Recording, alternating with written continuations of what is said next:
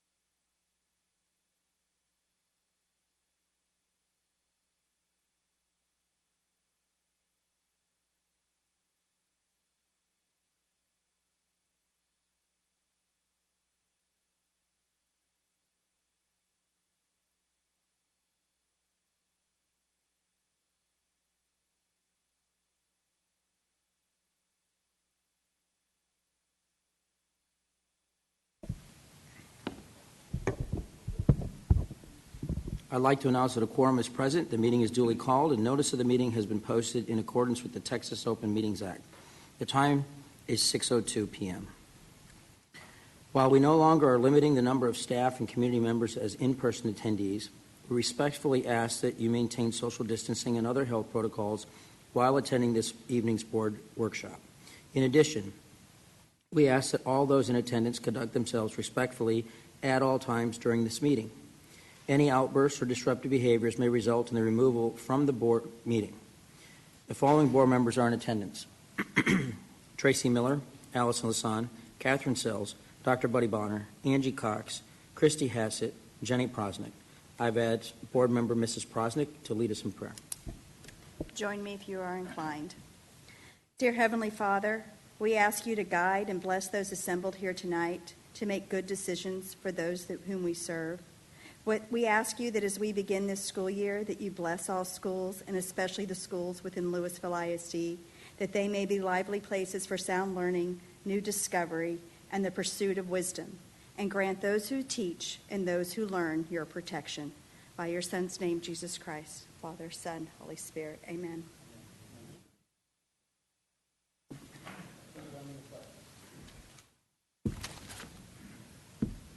Allegiance to the flag of the United States of America and to the republic for which it stands, one nation under God, indivisible, with liberty and justice for all. On the Texas flag, I pledge allegiance to thee, Texas, one state under God, one and indivisible.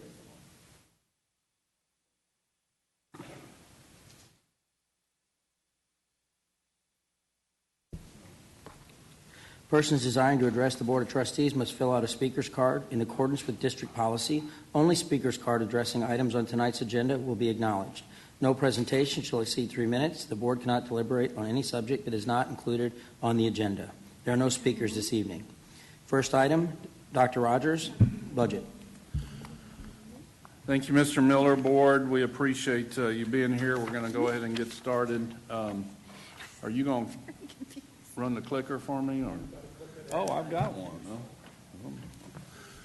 Okay, so here we go. So talking about budget. So, you know, there's 3 budget variables that we're still grappling with, and when I say we, those folks over there, except those variables are enrollment projection, property values, and the ever-changing state funding template. And so I wanted to spend a few minutes talking about enrollment projection.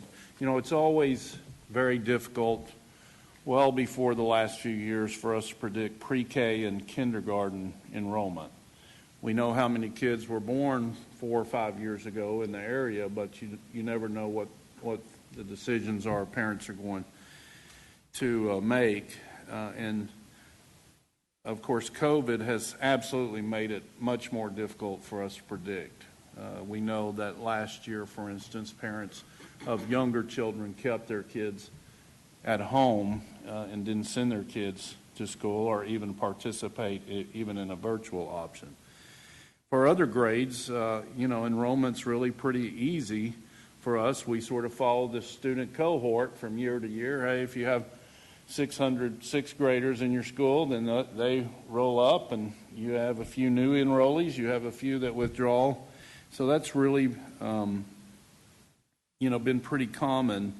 And of course, another twist that's been added, and understandably so, is what are these 900 families who applied for the virtual program that then, we're unable to offer?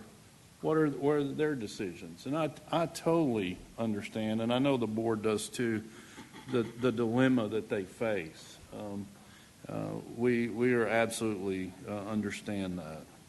So I will tell you, our current enrollment projection is 50,014, which is actually up from the number that we actually staffed at, which is good news. And so thanks to the work of Dr. Rapp and her team. Whoops, sorry about that. Didn't know we were going to have...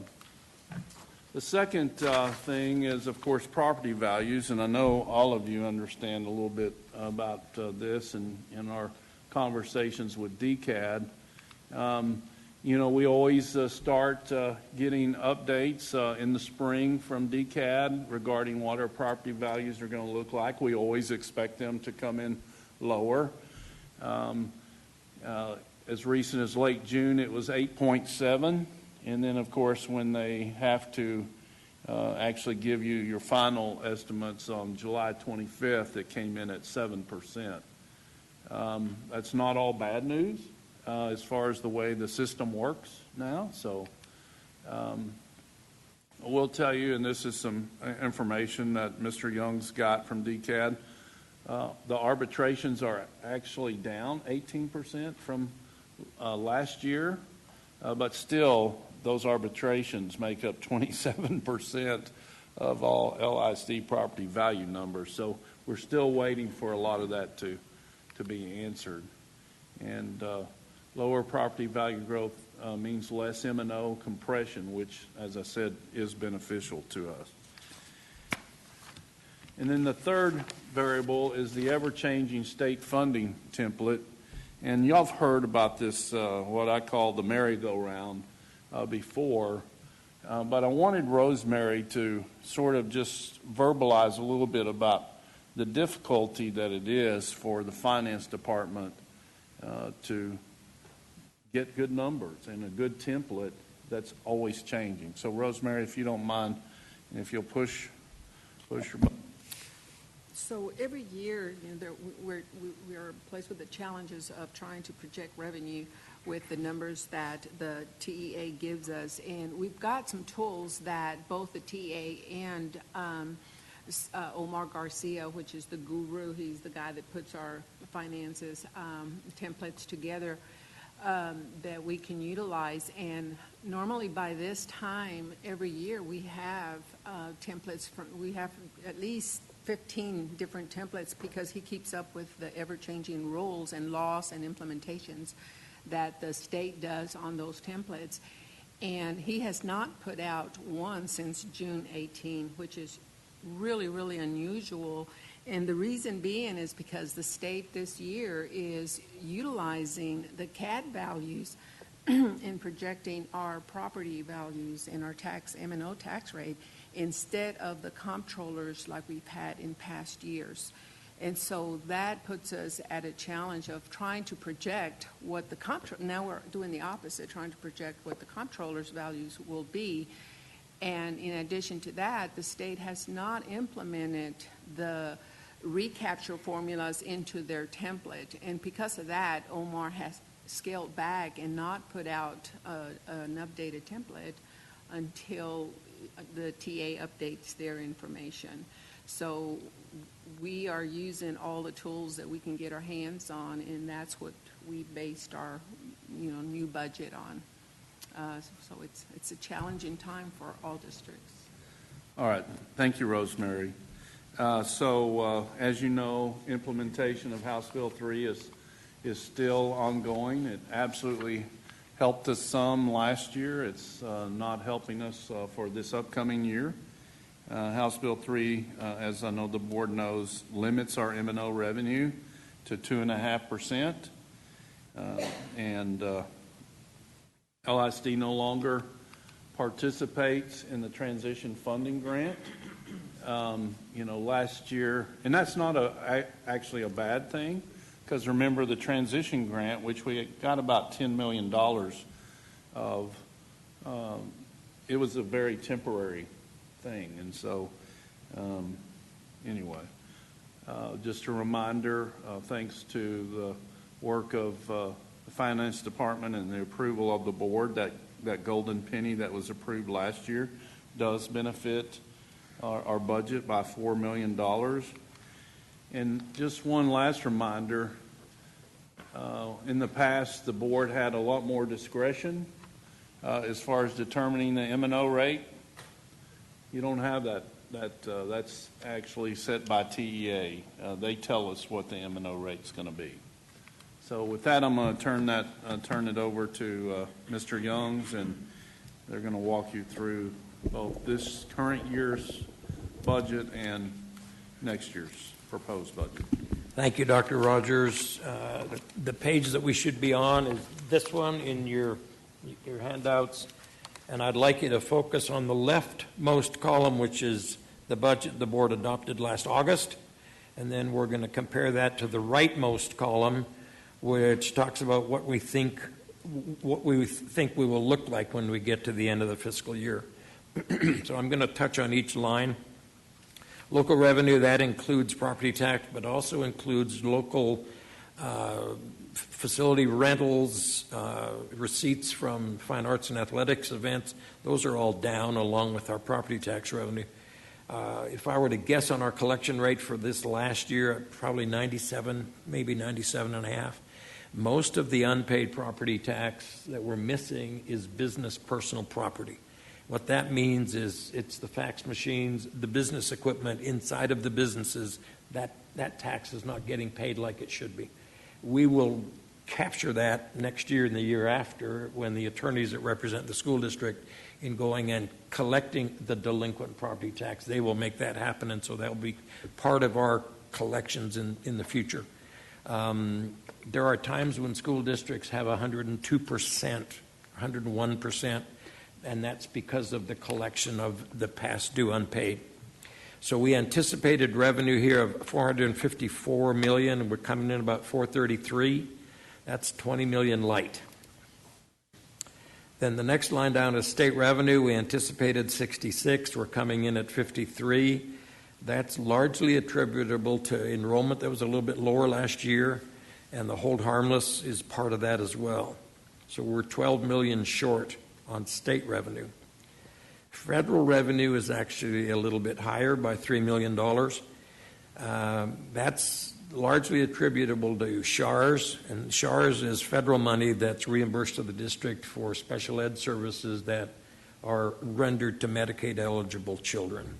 And so they did a little bit of a settle up, and so we got $3 million more in federal revenue than we anticipated. So the sum of the revenues, we're looking at 530. In the general fund that we budgeted, we came in at 500. So we're 31 million short in revenue. So that kind of takes care of revenue. Function 11 in school district accounting, each function is just a way of categorizing expenses. Function 11, we budgeted 311. We came in at 303, 9 million less. That's a function of how many students are in our classrooms. A lot of students were at home last year. Overtime was down a lot last year, and this was part of that explanation. So function 11, we spent less.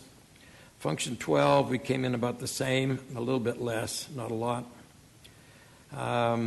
Function 13, we kind of spent what we thought we'd spend.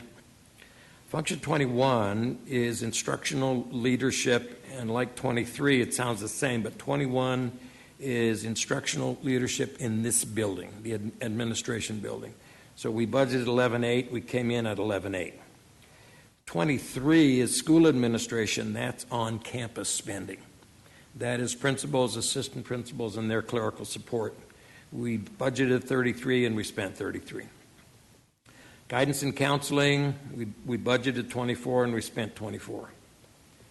Social work services, we came in a tiny bit low. Health services, we budgeted 5.7, we spent 6.4, which is a $700,000 increase. This has to do with COVID call center largely and some other issues relating to COVID. Pupil function 34, transportation, we budgeted 15.4, we spent 11.8, 3 million less. Less kids in campuses means less ridership on our buses. Food service, this is part of food service. It's in the general fund, and it was about what we expected. Function 36 is athletics and fine arts. We budgeted 12.4. We spent 9.6, 9.7, about $3 million less. Fine arts and athletics, the teams, the groups, they didn't travel as much as they did in prior years, obviously, for obvious reasons. And so there's some savings there we didn't spend. Function 41, we budgeted 11.5. We came in at 10.9.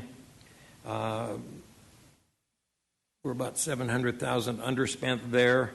Less professional development, less travel.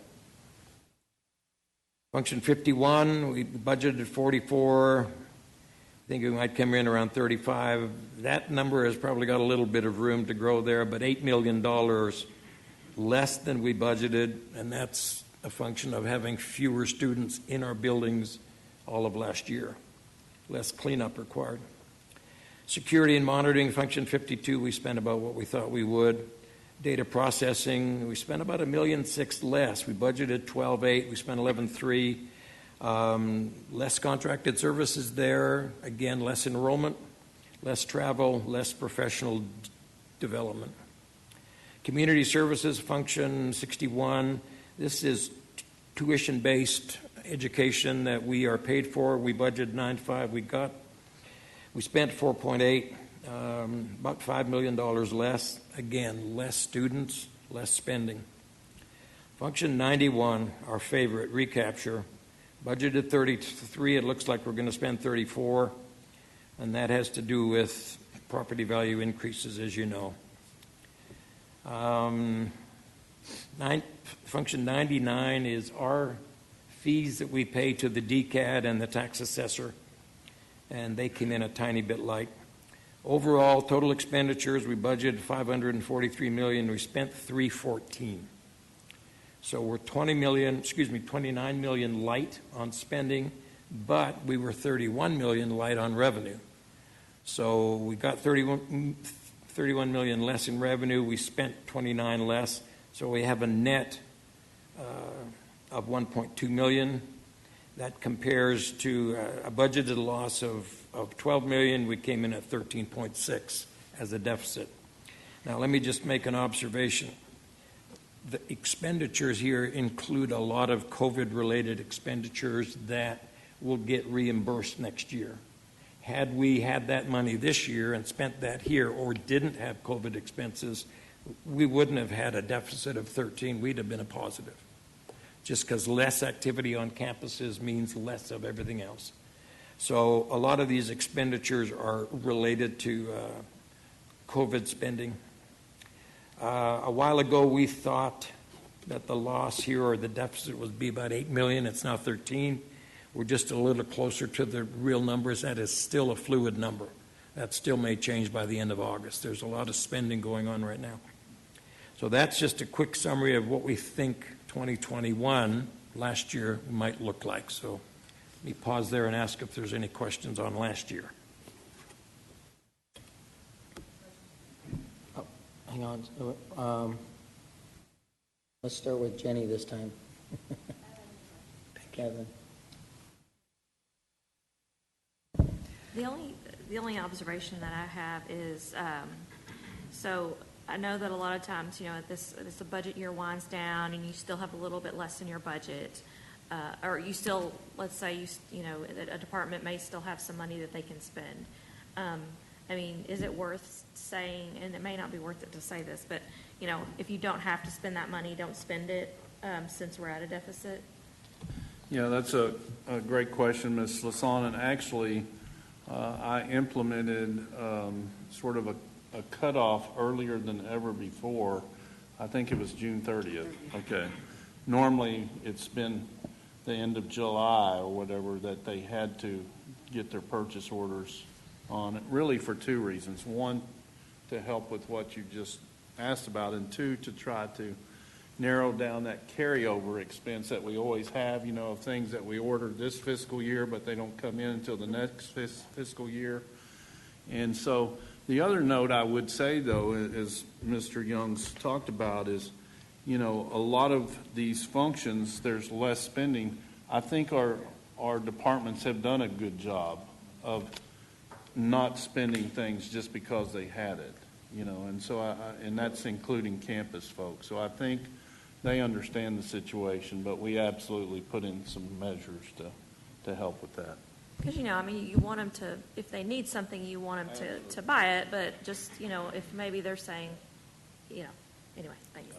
We are still approving purchase orders. Ms. Hazzett? I had a question about recapture. Yep. So hold harmless last year didn't mean actually hold harmless. Not exactly. So is that a typical thing, that if they do hold us harmless, that we can still be kicked in the butt with Each year recapture? kind of stands alone in how the formulas work.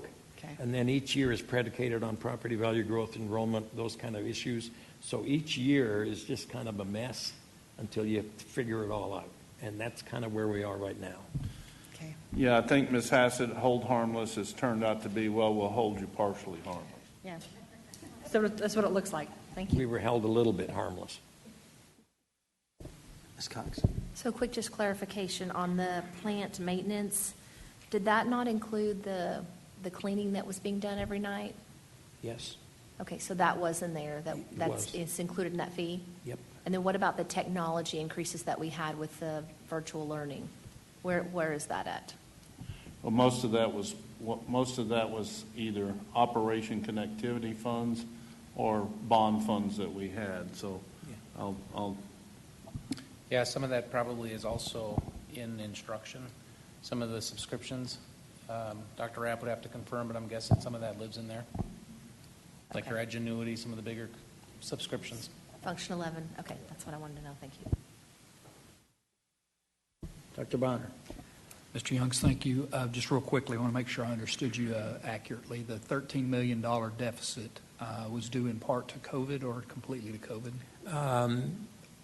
Attributable just to having fewer students in our buildings all year long. And so I think I heard you next say that outside of that, there would have been about an $8 million deficit? It's still a moving target, and Yeah. it's still fluid right now. We won't be final until our audit's done. Sure. And then the last thing I'm going to harass you about, I Sure. guess, is you said there'd be reimbursement. So what's that estimated reimbursement? We'll see that when we look at next year. Okay. Yeah. Good and question. Dr. Bonner, what we were trying to make clear is that while we have experienced a lot of COVID expenses in this current fiscal year that we're about to wrap up, and we're actually going to use some ESSER funds, and we'll talk about that in the next slide, to partially reimburse them. I mean, we could, and we're going to partially reimburse ourselves about $17.5 million. That will help next year's bottom line. It won't help this year, even though we actually spent it all this year. So if we had been able to credit it to this year, we wouldn't have a budget deficit. So that's. We also wouldn't have a deficit if we had collected 100% of the taxes. To me, that's the biggest takeaway. It doesn't have to do with our spending. We didn't collect Yep. what we had budgeted to collect. So Right. for me, that's the takeaway for this year. Revenues are $30 million light. That's a big number. I think that's an excellent point, and it's actually, if I remember right, about a year ago this time, that was a question that Ms. Hassett was asking as far as what do we sort of expect, and we really didn't have a good crystal ball. We don't have a good crystal ball. We knew that businesses in particular were greatly affected by COVID, and the good news is we'll eventually get that money. The bad news is it doesn't help us much on this current budget. Sells. I actually had two questions, and I just went right over them, because one of them was that business personal taxes. And just wanting to know, is a year a normal timeline for the collection of those that are in arrears? And are we overloading the attorneys as we have contracted? Are we overloading the attorneys? Never. Never? Okay. Never. Okay. They make money at this. Good. That's right. So this is a commission-based business model, and the more they do, the more successful they are. They make a little more money. But they are equipped for this kind of volume because we're not their only customer. Right. Cities, counties, school district all use about half a dozen law firms around the state of Texas. So we're looking to recapture those funds that are outstanding within the next year? No, it'll take no? maybe 3 years, but there might be half of it next year, a quarter of it the next year, a fraction of that the third year. It typically spreads over about 3 to 5 years. And then and part of this is just for the listening public Sure. to know, as we collect those will just then be part of our revenue. They will not be deemed out in special anyway. It rolls in when it rolls in the fiscal period it rolls in, and we get credit for it, and we show it as revenue in the fiscal year it's received. Okay, perfect. And then my second question was the COVID expenses estimate. If we could just, as a board, know as those are happening and a running tally, I think for us that would be beneficial long-term as we see those accumulations. Certainly. So thank you. Yeah, Ms. Sells, we can absolutely provide you, I know Rosemary keeps a ongoing spreadsheet, but we can absolutely provide the board what our tally of COVID-related expenses were for this current fiscal year. And so we'll provide that in the very near future. Thank you, Ms. Sells. I have no questions, Mr. Young, so go ahead and proceed. All right, this next slide relates to our general fund balance history. So I've gone back 20 years, and you can see our fund balance as it's grown, and you can see how much it went up or down in the rightmost column. So as we concluded last year, it was $181.2 million. Then this year we're forecasting a 13.6 deficit, so that gets subtracted from the 181, gets to be 167. Looks like next year might be 9.1. That gets subtracted from 167 and becomes 158. Again, the numbers we're sharing with you are very preliminary, very tentative, and still subject to change. Now, so fund balance at the end of 22, if we came in at 158, the board has a board policy on fund balance. And the board policy calls it for us to have 25% of that year's expenditures in fund balance. So 25% of next year's expenditures would be $145 million. So if we adopt a budget for next year of $9 million deficit, we'll come in with a fund balance of 158.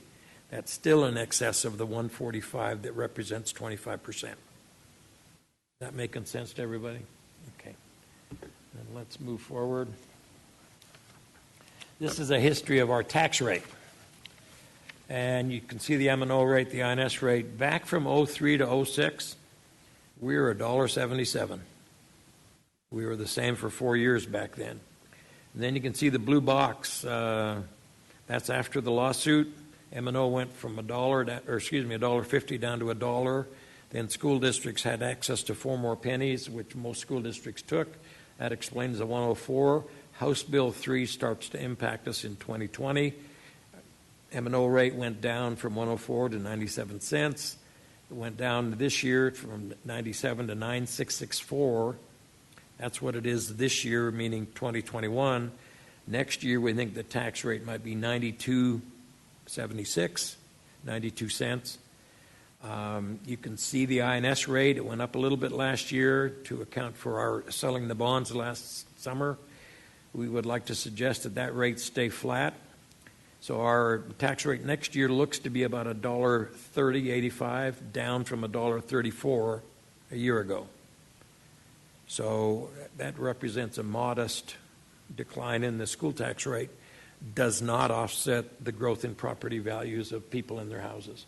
Even though the tax rate's a tiny bit lower, their values are going up faster than our school tax rate's going down. We can't try to keep up with that.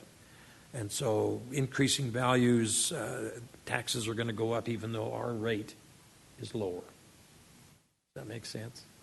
You do not, as a school board, have the option to set the M&O rate anymore. The state of Texas will do that for us. And so school boards no longer do that. That's a quick look at history of our fund balance and the M&O. Before I leave that slide, if you look at the bottom, 9276, when we talk about publishing our proposed tax rate in the newspaper, we're going to use 9664, which was 2021's M&O rate. We know it will be lower, but the 9276 is still an estimate. So we'll publish 9664 knowing that it's going to come in less than that. So we're authorized to adopt a rate lower, not higher than. So we'll just use 9664 like we did last year. All right, the next slide has to do with looking at next year. And before I proceed any further, I want to thank Rosemary and her team for putting all this together. It is not easy. It is complicated. I'm going to tell you a quick story about Omar. He does the funding template. Used to be employed by the TEA. He retired 20 years ago. Worked for Region 13 in Austin for about 10 years. Retired from that, and he's gone to work for BOK, which is an investment advisory firm. He still does the state funding template. He's been retired from the TEA for 20 years. Heaven forbid Omar steps in front of a bus. He's a smart guy. The state funding template has 24 plus tabs on the bottom of an Excel spreadsheet, and the formulas all go back and forth between the tabs. His job is to take statute law that the legislatures have written and turn it into numbers in an Excel spreadsheet. And he's had to go to their office and say, what did you mean by this? So he can put a number in there. He prefaces the Excel spreadsheet with, I think this is pretty close. I think it might be right, but use it and let me know if you find any mistakes.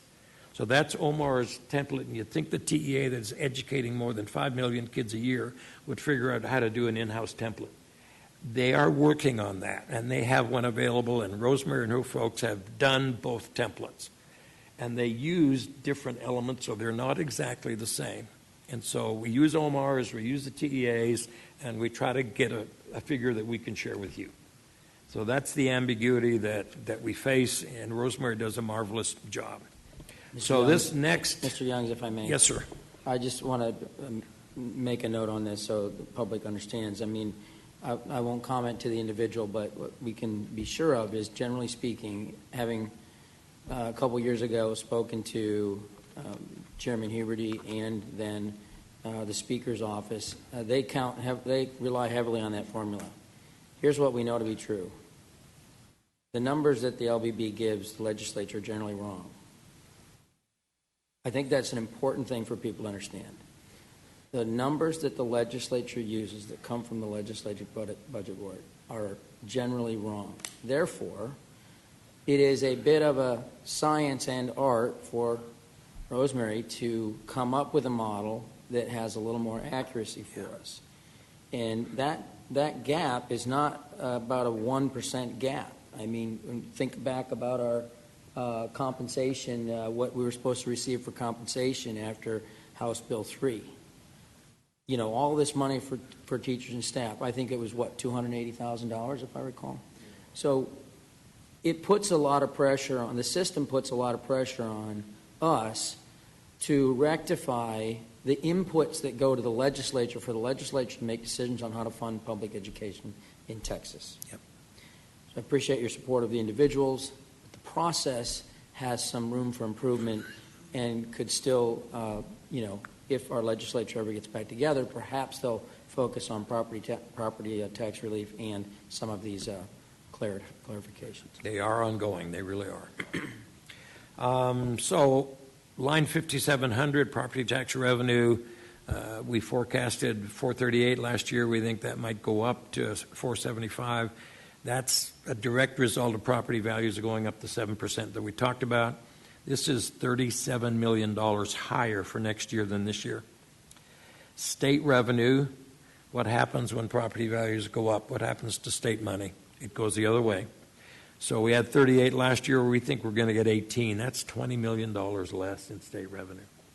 This is typical for property wealthy districts in Texas. As values keep going up, our problem is that we don't have offsetting enrollment growth to affect that formula because it's property value per student. If our student enrollment kept on going up, we'd be fine, but we're not. So less state money, $20 million less. Total revenues up $21 million from 530 to 552, mostly attributable to the increased property tax revenue. Then the functions you can see, function 11, we're going to spend $7 million more. That's because more of the kids will be back. Function 12, $150,000 more. Again, more children, we're going to spend a little more. Function 13 is about the same. Function 21, again, this is educators in the admin building, not on campus. We'll spend about $400,000 less. This has to do with payroll and the TRS and other things like that. It's a modest reduction in this building. But if you go to function 23, that's the educators on campus. That goes up a couple of $1 million, and again, that's attributable to our having all of our students back. Function 31, the board shared the guidance with us that they wanted us to spend more here, and we are. 1.4 million more, up from 24 to 25.5. Social work services is a little bit less. Health services up $1 million from COVID, still spending next year. Transportation up $500,000. We're going to be moving more students to more buildings, and so we'll spend a little bit more there. Function 36, a couple $100,000 higher. Fine arts and athletics hopefully are back in business. General administration, we went down $700,000 last year, going up $700,000 this year. Internal audit will be funded from here. Some of our software for COVID will be funded out of here. Function 51 is about the same. Function 52 is about the same. Function 61, we're going down some more on these tuition-based programs. We're moving some of the teacher salaries here to early education. So that's one of the reasons this one's going down. Recapture, you can see skyrockets from 32 up 25 to 57. That number, as we move through the rest of August, may change a little bit. Then function 99 is the money we pay to the assessor and to the appraisal district. So last year, 2021, we forecasted a $12 million deficit. We're forecasting 26.6, and that includes all the items in the blue box, where I think we'll use about 17.5 of ESSER money to bring the deficit down to about $9 million for next year. Mr. Youngs, let me jump in for a minute Sure. about a couple things. One, board, and I know this is a reminder to y'all, but really more for those that might be listening. When you adopt or give a 3% at midpoint raise, that's spread out through a lot of these different functions. I mean, the part that went to teachers hits in function 11. The part that went to administrators hits in either function 23 or function 41 and so on. The other thing, and I'm going to provide this in the board letter Friday, I'd asked Jeremy Turner the other day, hey, Jeremy, can you get me a 5-year look at student transportation, what we spend versus what we get from the state? And let me just give you a couple of examples. This past year, we spent 12.24. That's not field trips or anything. That's just our home-to-school transportation. And our state transportation allotment is 2.5. So over the last 5 years, what we as a school district have spent for student transportation home to school has been nearly $68 million, and from the state of Texas, we've gotten $13.8 million. About 20% on the dollar of what we spend to transport students, we get reimbursed from the state. I mean, ridiculous. But I'll provide that. But anyway, I just want to make those two comments. That comparison is exactly the same in special ed. When the transportation allotment was originally put together, it was supposed to fund 100% of a school district's transportation. And they just haven't funded it as we've moved forward the last 20 years. Special ed is exactly the same. We take the state special ed allotment, we spend millions in excess of that to look after our kids. Mr. Youngs, could we pause for some questions? Yep, please. Dr. Bonner. Thank you, Mr. Miller. Mr. Youngs, I'm going to get in the weeds for just a second, and hopefully you can get me out of there. So the tax rate's going to drop 3.8 cents, correct, which is a good thing for taxpayers. That's still going to fund the district adequately. We're buying it down or compressing it 3.9 cents, basically. What that nets us is 102.5% of last year. Is that correct? That's correct. Okay, thank you. Now, Sorry. there's lots of pieces and parts that affect Sure. that. That was the intent of the original legislation in House Bill 3. That's correct. where we end up, right? And that accounts for 2.5% of inflation. Right, right, And that doesn't begin to pay for 3% raises. right. So I think that's all I've got. Thank Okay. you. For next year's budget projection, for what are you doing the tax rate collection rate at? About the same, 97.5. Okay. Maybe it'll be better. So that 475 is 97.5%. It might come in a little bit better. Okay. Or lower. Well, if it's lower, I hope not, we'll but- get it next year or the year after. Yeah, It's just chasing the tail. that's right. Ms. Sells? The one question that hasn't been asked is, why is the decrease in social work? I thought that we had really geared that up. Yeah, and for this next year, we have actually added a couple of social workers, but those are ESSER funded. And so, of course, that doesn't show in 199 budget. Okay, thank you.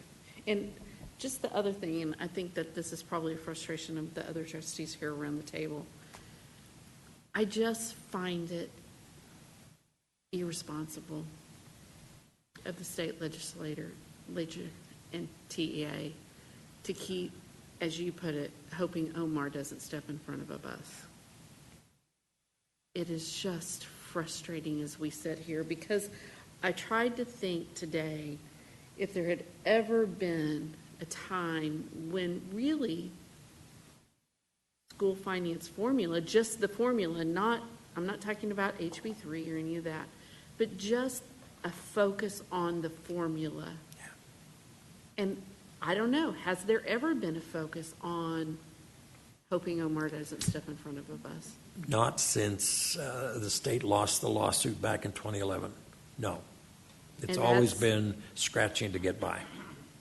And that's just frustrating, because for me, it seems like that everybody would win across the board with a better formula, better numbers as Mr. Miller pointed out, for the legislature to make decisions, better numbers for us to make decisions, better numbers for TEA. I mean, it just blows my mind that we can't get the focus to be the focus. And it's interesting that House Bill 3 was meant to help. It helped us just 1 year. Recapture went down significantly, but popped right back up because of how House Bill 3 was written. It wasn't written to last. It was written for 1 year. Which is sad. Which is unfortunate, to say the least, yes. Yes. And so that was just commentary, but felt like it needed to be said. Thank you. Yeah, and Ms. Sells, I think the disappointing part is at least it should be relatively easy and the same in non-legislative years and interim years, and yet they can't even get that part right. You can understand some trouble when there's new legislation and they've got to plug in the new, but and you know the LBB is doing the best they can with the number. I mean, I don't think our legislators are lying when they think that, hey, this is going to benefit you or not. That's what they've been told. It's just it's not accurate very often. So Yes, and when we stand in a hallway and they're on the stairs, though, and telling our teachers they're going to get a $5,000 raise, then, and we come back and we're the ones on the ground making these decisions and seeing the impact that their decisions made, it just seems like that they would see the disconnect. And so I guess that's just, if we had a prayer request, that would be it tonight. It's a Wednesday night. Okay. Thank you, Ms. Sells. Ms. Lasan. So my little soapbox would be just how shocking it is to see how much more money we're going to have to send the state. I mean, it's just, your jaw drops. I mean, it's crazy. It's breathtaking. It is. I mean, and disgusting, to be quite honest. I mean, it's awful. Anyway, I know I'm preaching to the choir here, but for anyone else that might be listening. And I see on coming slides, we're going to be talking about this, and Dr. Hart is here, so I know we're going to talk more about ESSER. But so ESSER, it doesn't look like, I mean, you've taken off 17.5, down here, but so it's not a part of the upper line items of the budget at this point? Okay. It's an offset. Okay, it's an offset, and you'll explain. So any of these other things that, you mentioned that we might be reimbursed for or reimburse ourselves for, is that what you're including in ESSER, and that's not part of this budget? yeah, we could absolutely, Ms. Lasan, reimburse ourselves for more than $17.5 million, and there's always that flexibility, and we've had numerous meetings on it. My thought process is, out of the ESSER 2 and ESSER 3 funds, which we have 37.5 and 12, so we have about $49 million. I don't think it makes sense that we reimburse all of what we could to ourselves, because that's shortchanging us in the future and what we need to do to pour into students for the next 2 years, which is what this ESSER money's meant to also help with, is, hey, learning loss, all the different programs we need to do because these kids and our staff have gone through COVID. And so we're trying to find that balance. What's the right amount and yet leave money enough to move forward for the next 2 years. And so we could absolutely reimburse ourselves more, but it makes sense. I mean, and I see the balancing act that we've done, and it really does. I'm not criticizing at all. I guess I just was kind of curious how that all flowed. But no, it makes sense. I mean, what you've done here. And we'll talk about that in just a minute. Ms. Hassett. I have a few, so ask them all or wait? Mr. Miller, I have several questions. Go ahead. Okay. What are the COVID costs this year? Are they similar? Are they same? Are they less? Are they different? What are they? I think they'll be less next year, but in terms of putting a number to it, I can't really do that right here, right now. Okay. Yeah, I'll give you an example, Ms. Hassett, Wandel. Probably, and that's a probably be less. I mean, for instance, last summer, we spent $750,000 on desk shields. Okay. We're not spending any money Okay. on desk shields for this school year. We have, we got rid of those that weren't any good to keep and kept the rest, had them all clean. So, I mean, I think it Less. will be less. But then we're carrying over some expenses and repeating it this year, like Right. electrostatic cleaning in our Right. classrooms. Right. I mean, so So I think it's a little less, but not significantly less, based on, okay. I had a question about HB3 and state revenue. It just looks, based on this year, that state revenue is diving faster than in the past. So what's going to happen with that the year after next? Well, how far it goes and how fast it goes down is a function of our property value Values. growth. But with property values this year, I don't anticipate it changing much. Therefore, it's going to go even faster downhill for state revenue. And it's hard to calculate because we don't have updated data from the TEA over a month. And so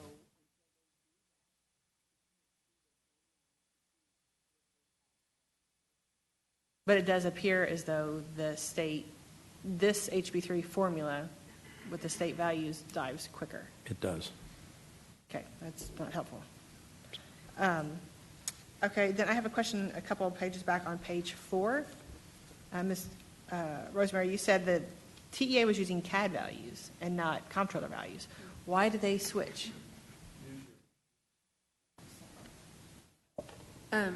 we don't know why they switched, and that's why Omar is waiting to see, and all of that will come out. We're hoping in the next few weeks or by next month for sure, right? They just send out a communication. I think it was early in July, telling districts, you guys need to they put a survey out there for us to put in our certified tax property values. So that's where it came from. I saw those emails. That's where, yes. You see and so Dr. Rogers got it, we got it, and it was just a directive that we got that said this is what we're going to utilize in 2022 to fund you, and so we need to know what your CAT values are, and we did what we were instructed. So that's what they're going to use now. They'll probably come back in January, February is when the comptrollers certify their values. And Shouldn't that be in Texas Administrative Code as to how he does that? I think it was part of House Bill 3 where we want to use this year's values instead of that. For years, there was a one-year lag in Right. values. House Bill 3 said we're going to use this year's values. And that's using the appraisal district gets that done. But the appraisal districts is estimates. They're not final till September. And they never agree.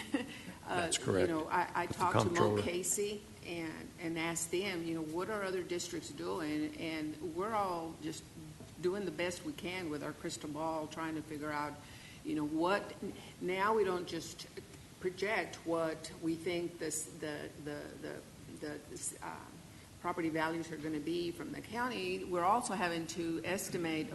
Now, what do we think the comptroller is going to do so that we can get the best of the two scenarios? And it'll iron out, but it's just waiting And we're in the budget trying our process best now. to give everybody here, some good solid numbers so that you can make decisions. And Ms. Hassett, I know you know this. One of the fallacies with House Bill 3 by moving to current year values is that created another unknown versus using previous year. That's known. And, at least that was one of the things that we could plug in and knew that number was good. Now it's sort of like Rosemary described, which. But And the of course, we legislature wanted- also understand the reason why the state did it, because it Because they saved wanted the them. money. It Right. saved them billions of dollars by Right. making that. They had to move. pay for House Bill 3, so when they took away the money for us to pay for it. One more question is on the number function 61. You said that you moved some pre-K teachers to other positions? Some salaries for some Teachers were moved to Teachers? early ed, yeah. Is that the bulk of the decrease? 'Cause Correct. that's a significant decrease. It is. Just- Okay. But But we still have the same community services, do. especially this year. yeah, it's just so a much. different funding source. Okay, thank you. Ms. Cox. Okay, I just have a comment, and then I actually do have a question, but I'm gonna be real honest, I'm real concerned about the fund balance. So as you state, we're fine this year, but next year, it's a little concerning, so I think it's something that the board should put on their radar, because it's just, we're negative year after year since I've been on this board. So I'm a little concerned about that, I'll be quite honest. The other thing is, I think we need to be very mindful of the ESSER funds. You know, I agree, Dr. Rogers, we need to put programs in place, and definitely I want to spend every single bit of this money that's given to us. But as we put these programs in place, you know, how are we going to pay for that then in 2022 and 2023? Because those funds aren't going to be available. So I think we have to be mindful about that. But, you know, I wholeheartedly appreciate and want to spend the money for kids for sure. So I just want to place those two things on the board's radar. But my question is, I don't have 2019 in front of me, so I apologize, but I feel like maybe, do we have enough money for the trips? Because last year for For athletics and fine arts? Athletics, because, you know, it's in full force now, so it's more like a 2019 year. Last year, they didn't go anywhere, any of the sports or, you know, programs. So this year, we'll all be going places. Yeah. So is that? Should be adequate, It yes. should be, okay. Just want to make sure. Yeah, it absolutely should be fine. I have several things, Mr. Youngs. I think Sure. there's a lot of good points made here, so I kind of summarize some and reiterate some others. I think Ms. Cox has a fair point. And if you look at the first year that Ms. Cox, Ms. Hassett, and I served, up until about 2017, 2018, we were doing a good job with fund balance. One of the material things that changed is recapture. It was a significant event, which took us over that 7-year period, 8-year period, to where we've only, in fact, we'll see a deficit from when we started back then. But prior to that, we would have added about 10% to the overall fund balance.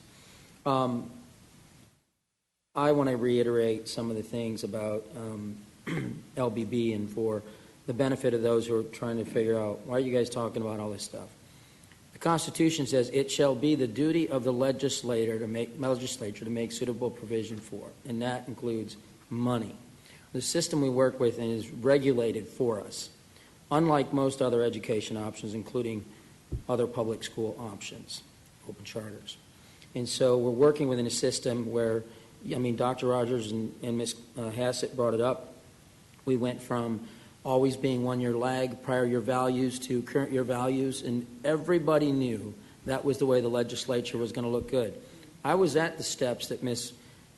Sells was talking about when the lieutenant governor and a senator said to all the labor group, we're going to give a $5,000 raise. But what's even more important is the meeting that we have in the church with the PTA every 2 years prior to that, when the speaker said, we're going to get classroom teachers up to $100,000. And as a reminder, what that did for LISD, that great thing yielded $280,000 that was to be allocated for raises, which gave us an opportunity to have some further discussions. A couple of quick things. I think at some point we need to, from a legislative agenda perspective, I received a call from one of our congressional delegation last night, and if I would have had this meeting, I would have brought this up. I think that it's unacceptable for us to continue and not be more direct about changes within the LBB. And regardless if that's an individual or if it's a set of processes, there has to be a higher level of fidelity. Why? Because we're held accountable. Therefore, they should be held accountable, and they are the input into the supply chain by which the legislature, under Article 7 of the Constitution, establishes how they're going to fund us. One of the areas that I'm concerned about, I know we've had DCAD discussions. It's a $350,000 increase year over year. I don't have the history, Mr. Youngs, you may, Mr. Vino may, but I think we need to be very intentional this year about the influence that we have on how DCAD operates, and that's through our votes on how that board gets assembled. We are not the sole decision maker, but we have input. And this $4 million of cost within the supply chain for us to collect money from our taxpayers, that our taxpayers beat us up over, that they hold us accountable to, that they critique us for, etc. $4 million of that, which is quite a few teachers, by the way, goes to them. And it's still a bit unclear, although I think they've been a better partner the last 2 years, it's a bit unclear as to the efficiency and efficacy of that organization. I think that's to be determined. I think it's great, the increase in, and thank you, because it was a focus in the counseling. That's a $430,000 difference. It's a big deal for us. For those that are concerned about social emotional learning and the impact that the pandemic has had, this is a very intentional direction to Dr. Rogers to make this happen, and so I think we're all very excited about that. It's the second time we've done this, by the way, and I think we'll continue to do a good job on that. The other thing I want to leave with is this.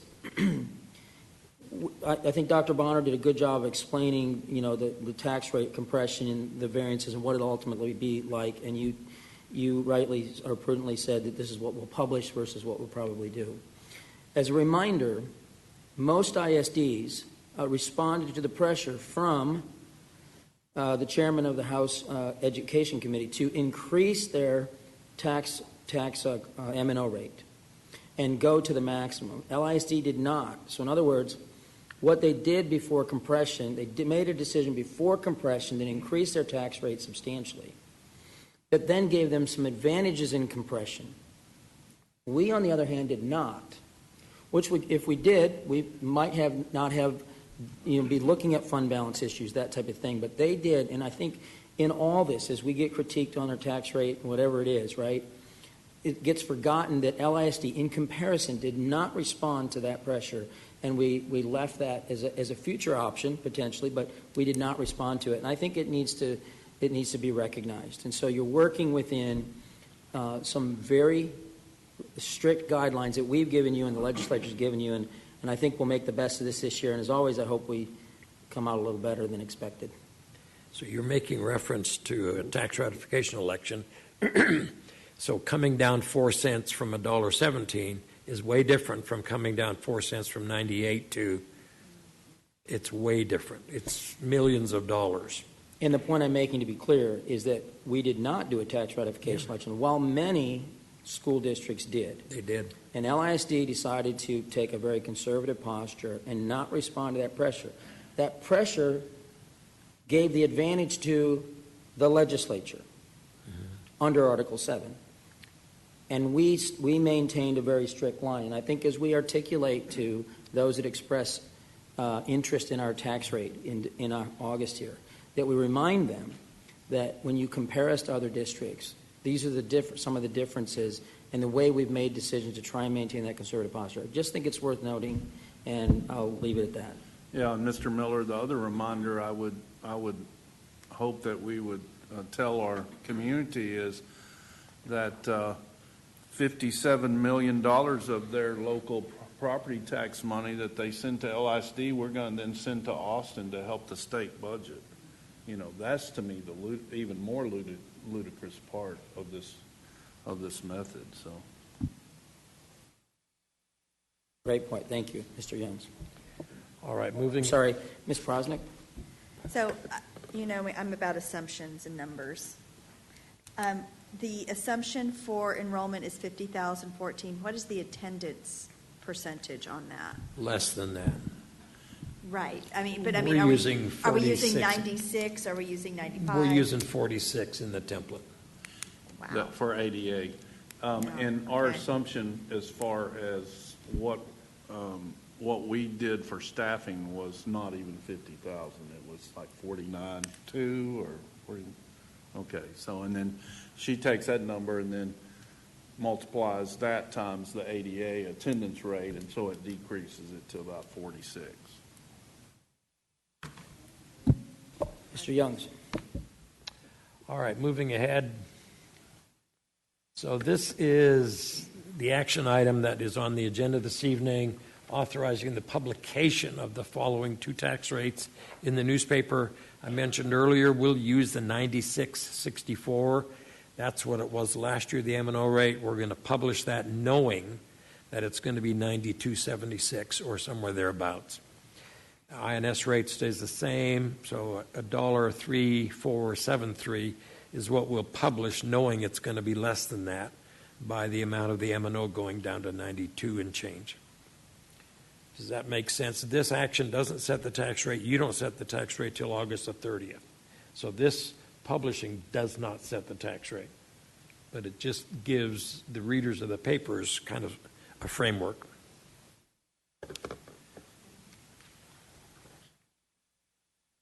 So the INS rate, we think will remain the same. But during the 2017 bond election, the voters were told that the INS rate could well be 44 cents, and it's at 38. So that's what the voters were told in 2017 when they approved the bond, and were well below that anticipated INS rate.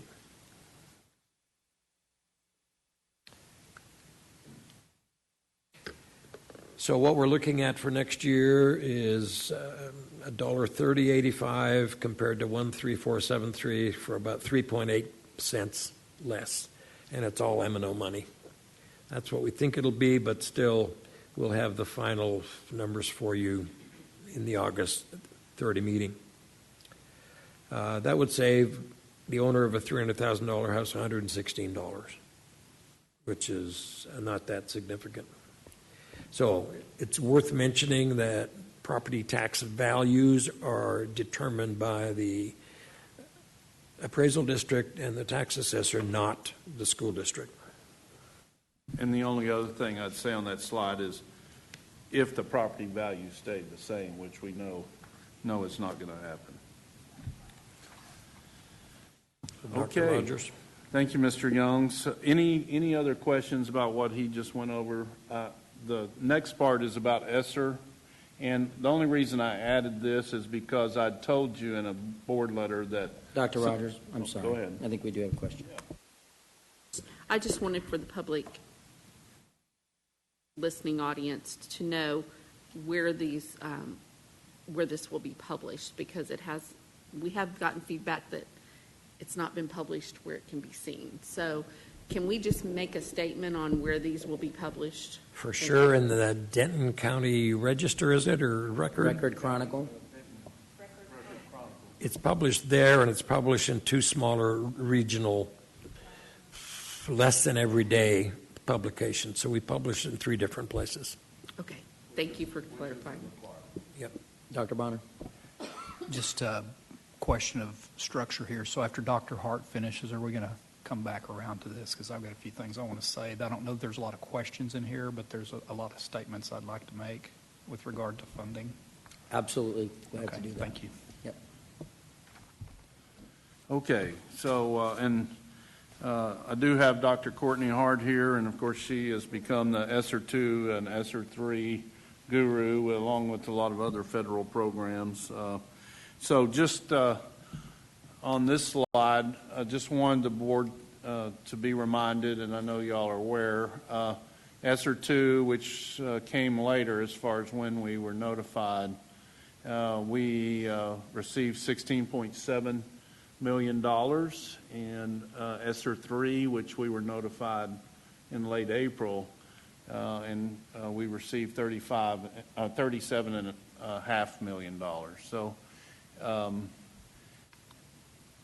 we're going to talk about them separately, but really the purposes for why they've been created are the same as far as things we can spend these monies on, and really, so we take the 16.7, and of course some of it, as you're aware, the state took part of it to, quote, hold us harmless for this this past year, and so we're actually losing $4.5 million off the top that the state's keeping to help us with our attendance, hold harmless, ADA reduction. So we actually have about $12.2 million of ESSER 2 funds remaining, and so the note there from Dr. Hart is LISD will continue to take steps to draw down the projected hold harmless losses before the end of this fiscal year close. And then what's also called ARP, or ESSER 3. We initially got a NOGA of $25 million, and then the other $12.5 million is available soon. Dr. Hart did an amazing job in a very short turnaround as far as ESSER plans that she had to get to the U.S. Department of Ed. Those have been accepted, and she had to complete a use of funds plan and a safe return to in-person instruction plan. I know y'all have already heard about all the sort of inner workings of that. So here's just not an all-inclusive list of what we could use, ESSER 1, ESSER 2, and ESSER 3. Now, please know ESSER 1 was used for hold harmless the previous year. So we, and some other things. But if you look at that, anything that comes under ESSA, IDEA, Perkins Grant, which is CTE, activities to address the needs of low-income children, children with disabilities, English learners, students experiencing homelessness, purchasing supplies to sanitize, which is why we're able to reimburse ourselves on some of those things, purchasing technology, which we certainly have, mental health services. You'll see planning summer programs or supplemental after-school programs. We're using it for both of those purposes. We do have to address at least a minimum of 20% for learning loss, and then the operation continuity of services in the local education agency. So, and we absolutely are doing some of that. So let's talk specifically about ESSER 2. But before I go further, if you remember, board, and I know you do, we had absolutely planned to earmark about $6 million even before we got ESSER 2 for virtual learning. And so I just, particularly in light of some of the emails we got, I just wanted to convey, I know on behalf of myself, but I also believe on behalf of the board, LISD wanted to offer a virtual program. And so I wanted to give just a little context of the steps we went through trying to get the ability to offer that. So if you just bear with me for just a second. If you remember, in March of 2020, we got from March to the end of that school year with what we called at-home learning. This past year, we spent a lot of work last summer preparing a lot of different things, and we called that our COVID response model. It wasn't exactly what we'd want to do. It was certainly better than at-home learning. And I know you know this. I was absolutely in favor of the virtual option for our parents that really still didn't feel safe to send their kids to school. And, we had a pretty good discussion one night as a group of board and myself, and, there was a question, should we not? And, I and you were adamantly in favor of absolutely we should provide that for our families. Early this current year, so early in 2021, Dr. Rapp and her staff, principals, other committees, we were absolutely working frantically, diligently to develop virtual plans for this next year. We actually held interviews for teachers. We hired an elementary virtual principal. We worked on these different programs, what the elementary program would look like, what the middle school program would look like, how we could expand the VLA in high school and yet provide a kid a full way to get all their credits through Virtual Learning Academy. As I said, we earmarked $6 million. We worked constantly with our state reps on giving them input as to what we felt like was the right way to move forward with numerous different virtual bills that were being discussed in the legislative session. And of course, the one that rose to the top was House Bill 1468. And, everything looked like, I know you saw the work of Dr.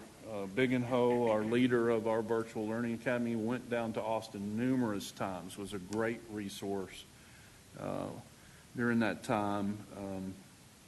In the day before the session ended, bill was was already passed by the Senate, was supposed to be voted on, and it didn't happen. And and the rest is a little bit of sad history. Even after that happened on May the 30th. Even after that, I had several conversations with the commissioner. I had one conversation with the commissioner with the assistance of Representative Parker, trying to figure out if there were still some options that TEA could come up with. TEA had wide latitude this previous year because under the governor's emergency order, they could pay for students to be full-time virtual, and we'd still get ADA. But once that emergency order expired, the commissioner didn't have that authority. So we waited and waited. We talked about, okay, would it be on the special session agenda? And of course, no one even knew when the governor would call a special session, but there was talk it would happen in early July or whenever, and it's like, okay, we waited until June 21st to make our final decision, much later than nearly every other school district, because we were holding out hope that we could offer a virtual option for our families. And it, it didn't come to fruition. And I'm glad we didn't wait any longer, because it wasn't on the agenda for the special session called by the governor. And so,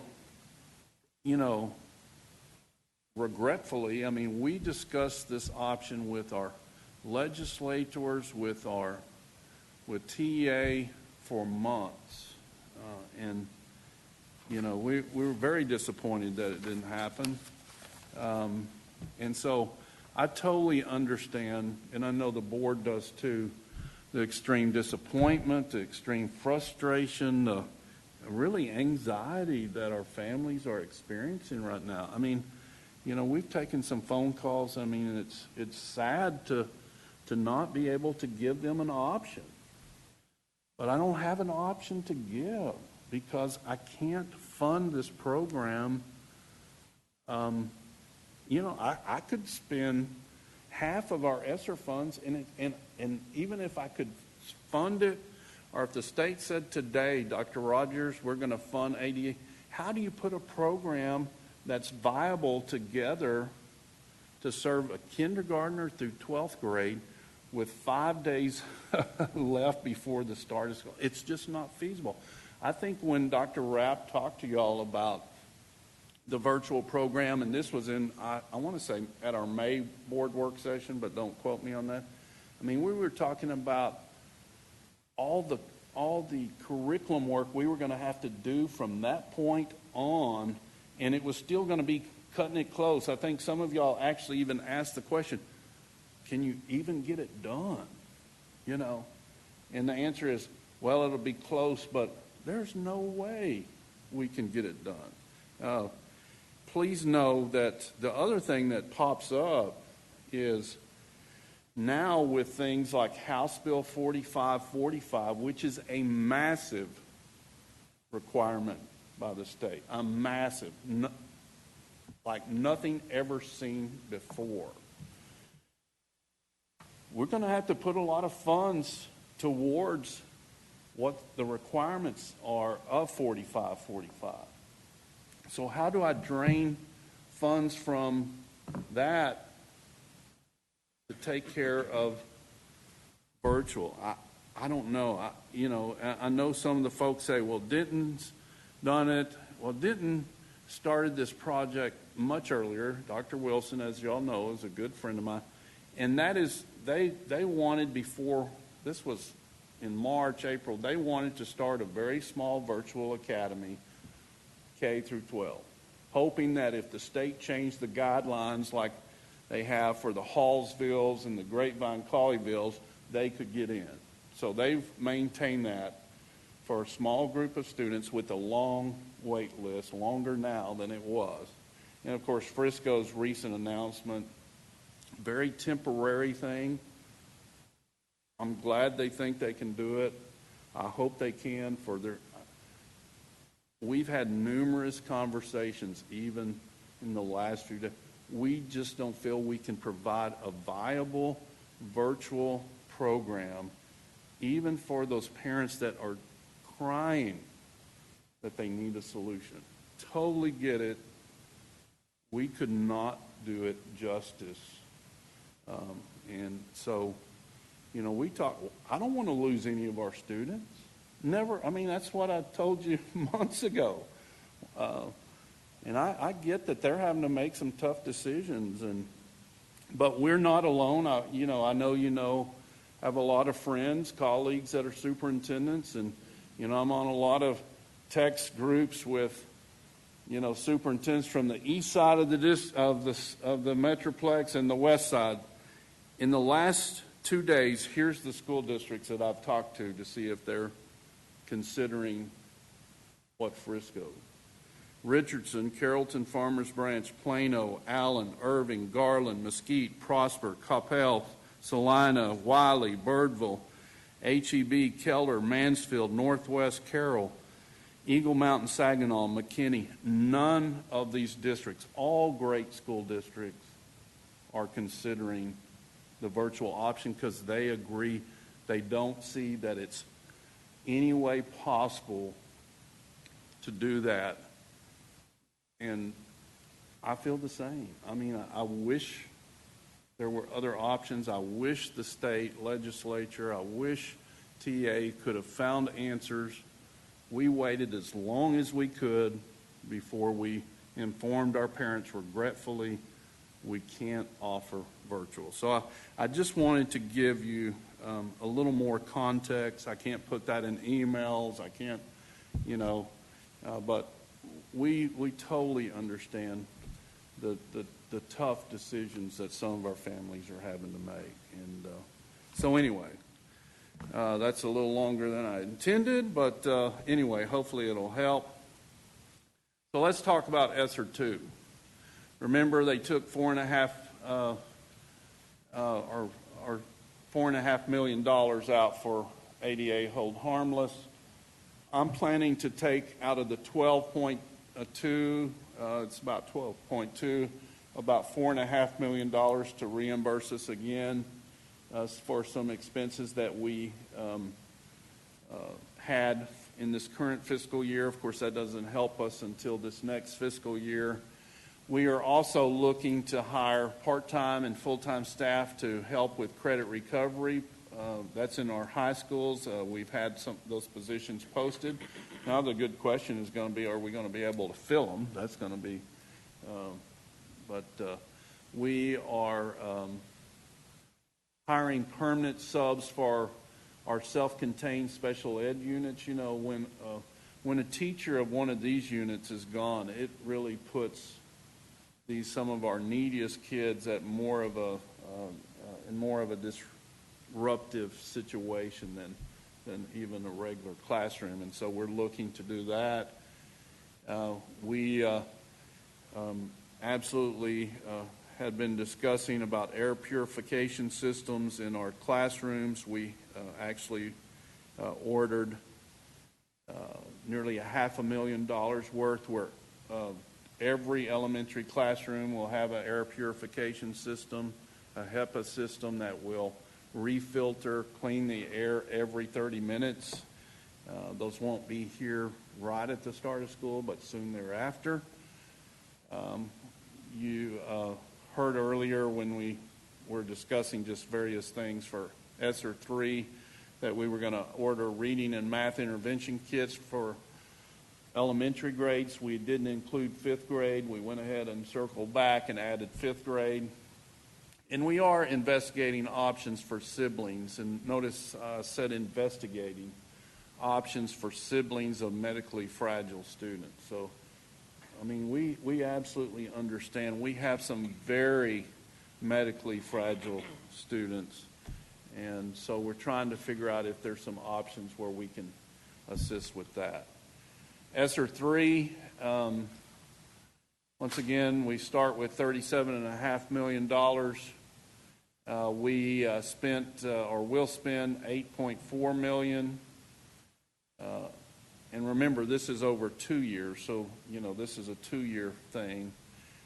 For classroom teachers, maintaining staffing models or ratios instead of cutting staff with lower enrollment. This allows us to maintain that continuity. I promise you those folks understand, just like Title I staff, it is a 2-year gig.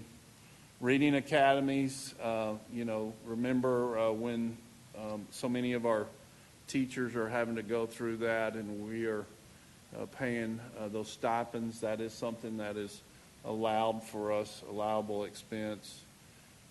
Instructional staffing, more ESL liaisons, more special ed staff than normal. That's instructional materials, and we talked about some of these things. iReady, Language Live, Star Mission, summer learning. That is not only that's for the upcoming summers, and you've heard a lot about the additional things we've done. Family engagement, that's where we have added more communities and schools, campuses. It's usually a partnership with CIS where we pay part, they fundraise and pay part. We're actually paying full costs for a couple of extra campuses that we wanted to add, the additional social workers, social emotional health, the counselors, the second step program. Particularly, I know we talked about the standardization. We just wanted to make sure some of these most delicate, difficult conversations that teachers are expected to have, now it's going to be trained people that are having those consistent across our high schools when you're talking about suicide or drug use and some of these things. And so we think that's a great. Indirect costs are reimbursement. That's not a reimbursement. It's actually part of the program that you can be paid indirect costs. That comes with all types of grants. Pre-award for technology. We're going to reimburse ourselves $3.1 million for technology. Goes a little bit back to your question, Ms. Cox. We could absolutely reimburse ourselves for a little more, and then we're going to reimburse ourselves for all this virus mitigation stuff, the COVID call center, PPE we bought, the extra costs we had with ABM, our custodial group, so on. The reimbursement out of this $37.5 million is about $13.8. So you can see that even though we have $37.5 million, we're leaving a large chunk of that on the table to spend for students and other things for the upcoming 2 years. So that's really all. I wanted to let Dr. Hart talk a little bit about the process and anything else that you might want to add, Courtney, regarding the funds or the plans and so on. So we had a process for gathering stakeholder input for both the use of funds plan and the safe return to schools plan. We've completed both of those processes. We had a lot of input, which was actually, it was what is the word for it? Heartwarming's not the word for it, but it was really, really great and wonderful to read what everyone who answered our surveys said. The good news is that kind of what the ideas that we had looked at and talked about previously in the very beginning when we first learned about the grant really ended up lining up very closely with the needs that our stakeholders expressed to us in the survey. So looking at that, we kind of tightened up. We came back around, okay, what were those things that we're looking at? And we tightened up all of those things to really match what our needs are. We published a draft plan, which was on the website for about 3 weeks. We had more opportunity for comment at that time, and we just got our final plans posted on the website. You can go to all departments and then federal programs, and then there's a nice little button for ESSER, and you'll find all of our things right there. Our Safe Return to Schools plan, really, so once again, this is a national grant, and as you know, there were a lot of school programs around the country that did not come back, even for the entirety of last year. And so really, the Department of Education is trying to help move those programs safely back into in-person instruction, face-to-face. So because we're not in that situation, a lot of what we did was we just kind of went through and said, okay, here's all the requirements that you're looking for. Like they're wanting to know, how are we serving our students academically? How are we serving our students' social and emotional needs? How are we addressing student safety? And so what we did in our document is we just kind of talked about, here's what we did last year, here's what we're continuing to do, and we pointed them to the different places on the website where we said, oh, we do cover that. Here it is. You can look right here in our FAQs. This is how we're coming to those decisions, and this is what it looks like to come back to school in Lewisville this school year. So those pieces are up and ready. Our applications have been submitted to the Texas Education Agency. They were accepted. We received the Notice of Grant Award for both ESSER 2 and ESSER 3 on June 28th. So we do have those funds active. We've already begun spending them. I want to say we had around $650,000 in POs that went through just today. So the program directors have not been slow in getting us quotes. They are excited to begin moving with those new resources. We are working on getting the staff appropriately coded, and so we are in process. We're forward and moving with ESSER 2 and ESSER 3. Yeah, and thank you, Dr. Hart. And I think there's no doubt back to Ms. Cox's question, we promise we totally understand this is temporary money. Folks that have been earmarked as using ESSER money understand. Actually, Dr. Hart deals with that. Campuses deal with that all the time with title staff, people that are paid with title monies. And so, we're grateful for the money. It will absolutely help provide a bridge to help us get through, these academic gaps that our kids certainly have due to COVID. So, Thank you, Dr. Rogers. We're going to do a two-round series here, if we could. Start with Ms. Cox. Questions about ESSER. After that, those questions are done. We'll do a final round on the entirety of the presentations prior to the motion for the agenda item. To Dr. Rogers, what's your name? Dr. Bonner's point earlier, you can include Mr. Young's presentation in that final round of questions, and then we'll move to the action item if that's okay. Make sense? Ms. Cox. Just to kind of go back to Dr. Rogers, thank you for explaining that, because I think, it has been difficult to read these emails from parents. It's very heart-wrenching because I don't have answers for them, and we want to provide for all students, no matter what. But would it be safe to say, because it is hard to explain the Dentons, the Friscos, would it be safe to say that Frisco is getting more funds than LISD? Yeah, I don't know that population? for sure. I do know, and this is secondhand information, so it is what it is. That's my understanding that they're going to spend, if they have to, out of their fund balance even, about $40 million to pull this off. Now that's what the word on the street is. I don't know that that's accurate, but to me, that doesn't really fall in line with one of our four cornerstones of resource stewardship. Well, you we know. don't have it. If there weren't any other needs. We don't have 40 million. If there weren't any other needs for all of our students, then, maybe you figure something, but there's a lot of needs, and I just don't know how you could create an adequate program. We were concerned about that when we talked about it in early May, but we said we could pull it off, but now,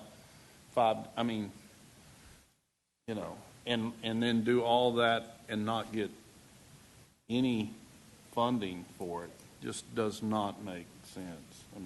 And it's disheartening. Some of their stories are absolutely, I think that's the frustrating part for me is throughout my career, normally I could find a solution.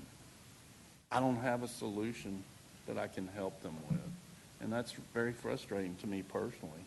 But I just wanted to make that point. But Yeah. my actual question is, I'm very excited about this, and I'll take free money where we can get it.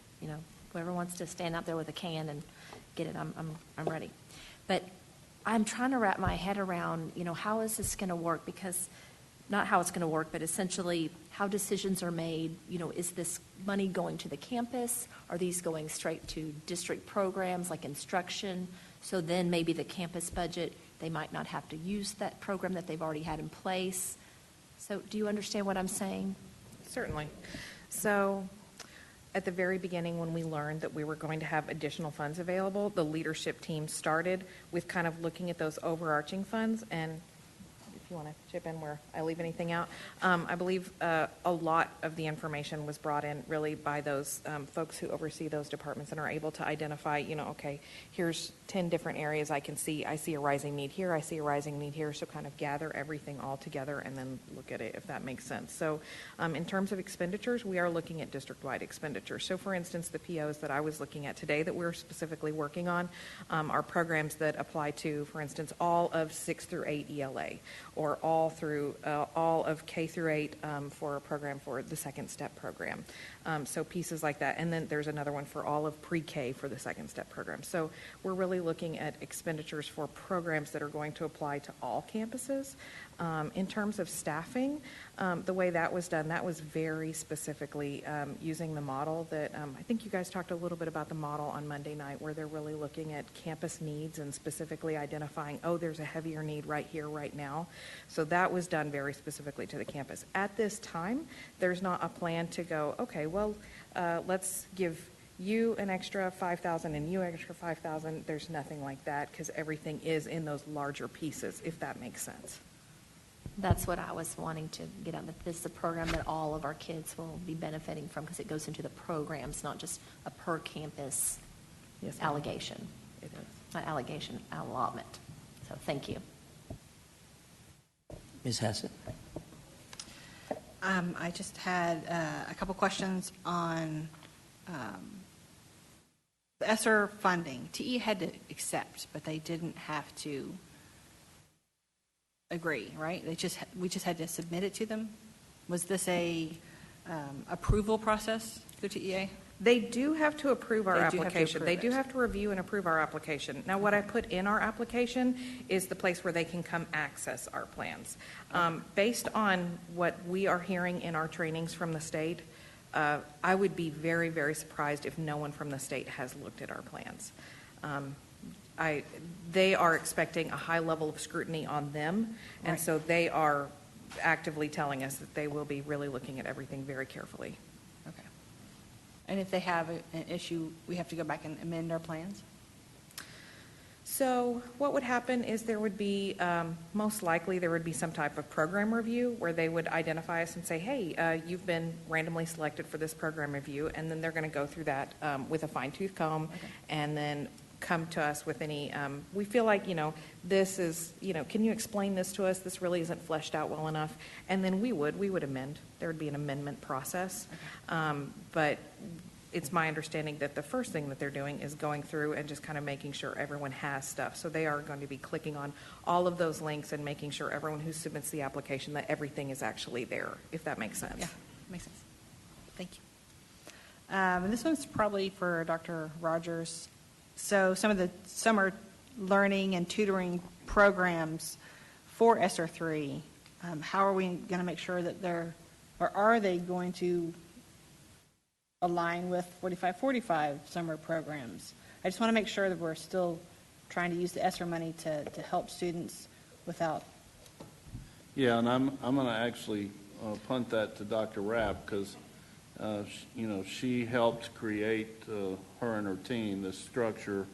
And it really goes back a little bit to Ms. Cox's question as far as we're providing opportunities to campus, but we're not providing just unlimited funds. They have to apply, for instance, for their summer programming. Hey, here's what I'd like to do. Here's how much money it's going to cost. Then we say, okay, we'll fund that. So, Right. But But the Dr. Rapp, 45-45 is Yeah. really going to be a Yeah, very recurring different. cost. Yeah. Although a lot of the students who would need some of the tutoring would be the same currently as the 45-45 students would, but we won't have this long-term. So is this more for COVID learning catch-up rather than? Ultimately, it's, I would say, dual purposes in that it's for the COVID learning issues that we saw. We got really good feedback from what we ran this summer, which is great. And so we're going to be looking at how the students are doing as they're coming back into the school year that participate into our summer program. We're going to maximize the opportunity to have this funding to then build something we can use for 45-45 long-term that won't require the recurring expenses. Okay. So that's one of our goals is that we build some virtual resources that we can continue to use ourselves that will extend beyond House Bill 45-45. And we were going to do that regardless of House Bill 45-45.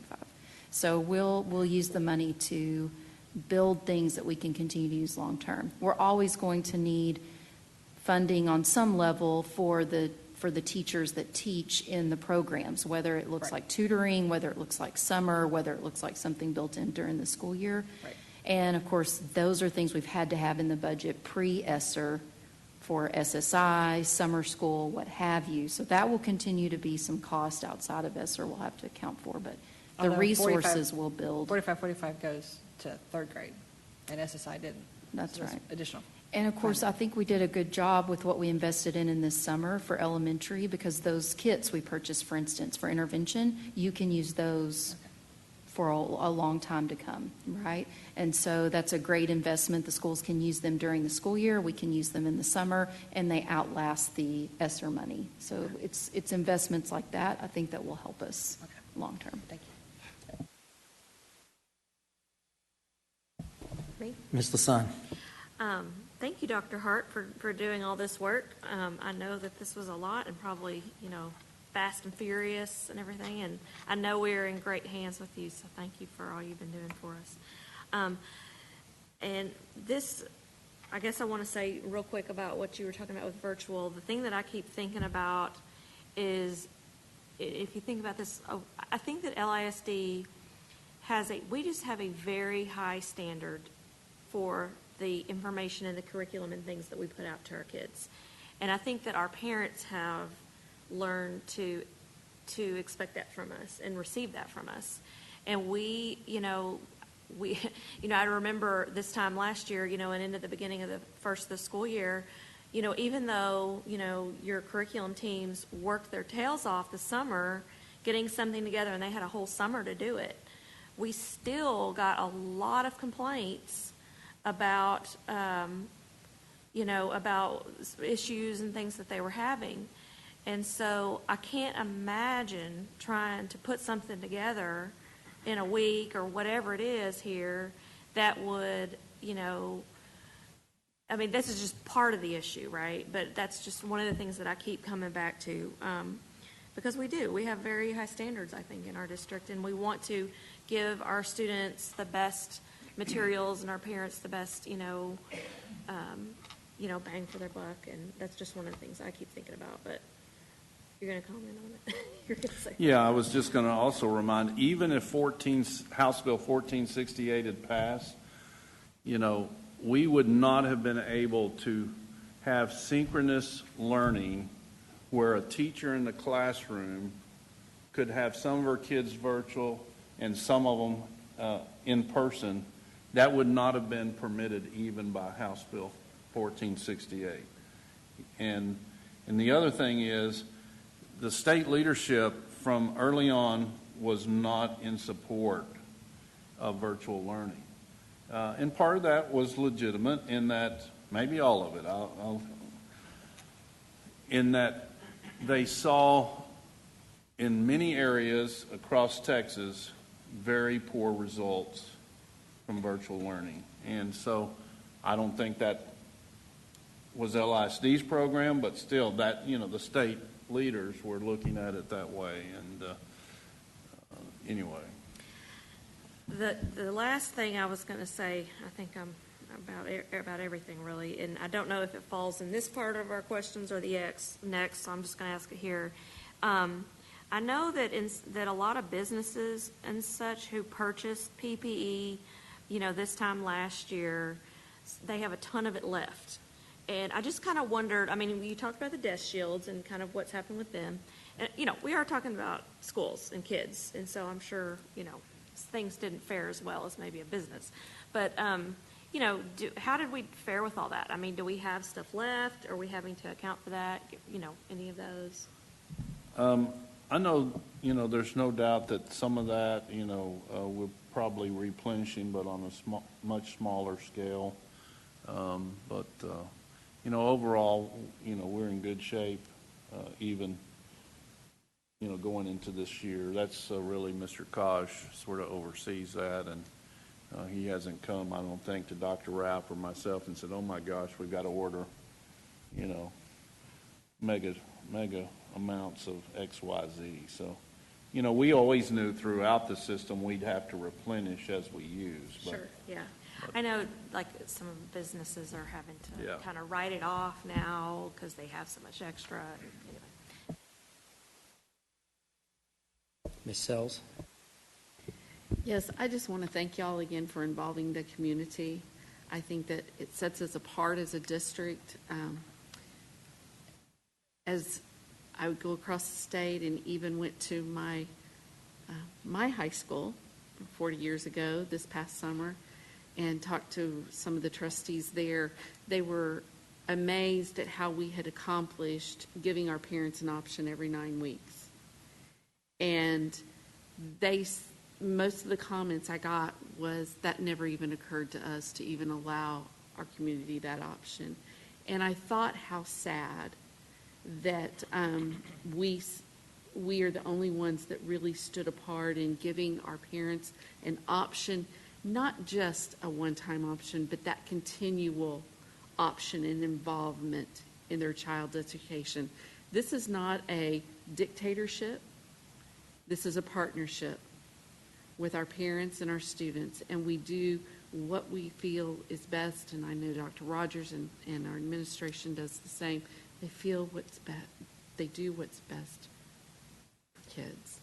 And so the involvement of our community within this process was just vital, I think. And even though some of it was mandated to us, I think our approach, because it wasn't something new for our community, I think we received a reality from them that was more true than some of the others. And so just thank you to you and the staff that just put all this together. The only thing I haven't heard is, will we ever see a final compilation? I see that, I know that the minimum 20% of the spending requirement is for lost learning, but you look at that list, and really you could apply a lot of that to lost learning. I would just love to have maybe, it doesn't have to be an exact, but a rough estimate of where we are spending the monies for LISD, because I think that is key. That lost learning is where I think that angst is, because nobody wants their kids to be behind. Nobody wants their kids to be less than somebody else's kids. And so if we could just say, this is what we're doing. We're not doing the minimum. We've never done the minimum. So I think that if we had that, I would love to have that. I think that's a story that we can share that could be impactful. And that's all I have. Speak to that a lot.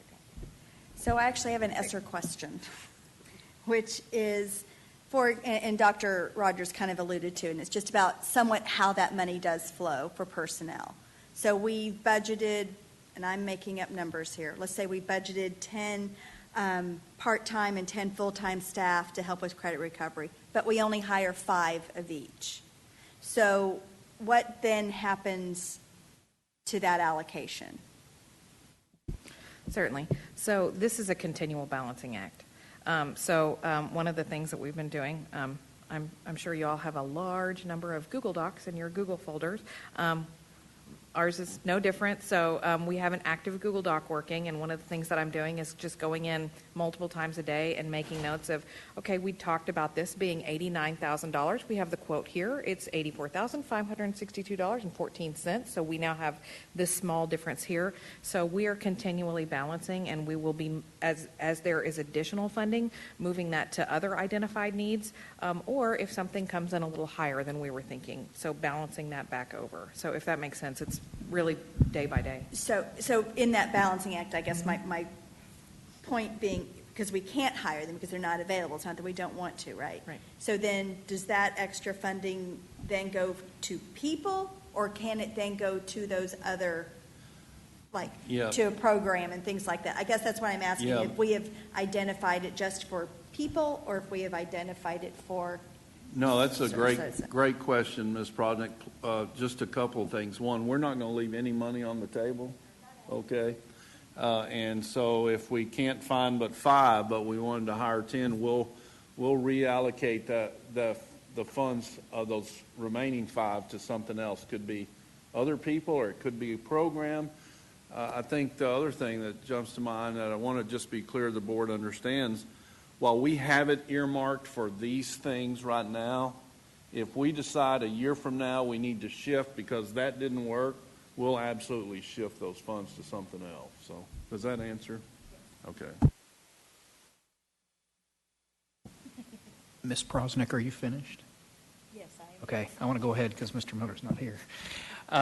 Couple things. One, Courtney Hart, thank you so much for your work on ESSER and before that on federal funds. You have a mind and a skill for that, and so absolutely the right person is in the job shepherding these ESSER funds, so I appreciate that.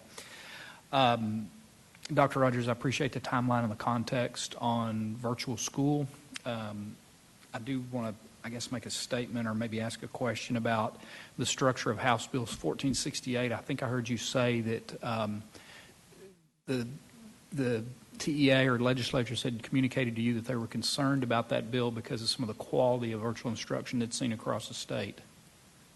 Is that correct? No, it wasn't that particular bill. That was the best of what got through. So that was a general It was statement? just in general, they were concerned about a couple of things statewide. One, virtual instruction in a lot of areas didn't yield very good results. And two, and actually I think House Bill 1468 wasn't going to allow us to do it for kids younger than, at one time, kids younger than grade 4. I mean, because there was concerns about how do you virtually teach a kindergartner or first grader how to read, you know. And so those were just constant themes going back and forth in those discussions. Well, I guess it's a shame then that there wasn't some carve out for districts like Lewisville ISD and other districts that did a good job on it. And I don't think that's confirmation bias. I think that Lewisville ISD has quality programs and that we could have done some great work there. So that's a shame. Yeah, Dr. Bronner, let me just say, there was no doubt that some of our work that we would have liked to have seen is okay, then allow more than 7 school districts, some charter, some, public, like Hallsville, Grapevine, to get into this other system to where we could have offered a full-time virtual K-12. They closed that a long time ago when they created it, and they've never expanded it. And so that was another angle that we were trying to work. Okay, then let a school district like Lewisville ISD get into that group, expand the. So with no legislation, they commissioned a study on what virtual could look like in schools to report on before the next legislative Well, hopefully there'll be some traction there over the next 18 months. And I know we don't want to get into a long conversation tonight because it's not the focus of this evening, but you mentioned air purifiers. We've all gotten the email.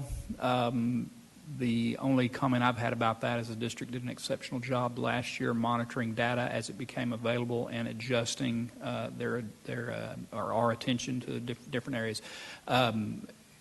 We are considering other mitigation efforts in addition to air purifiers, correct? Oh, absolutely. And I appreciate you asking that question, Dr. Bonner. First off, we understand that the systems in place are different than they were last year. Some of that is by our choice, some of that is, for other reasons. But we also will always continue to monitor individual campuses close. One of the things that we decided, one of the questions that's come up in the past, and I know y'all have seen them, is why aren't you still keeping your COVID tracker, for instance?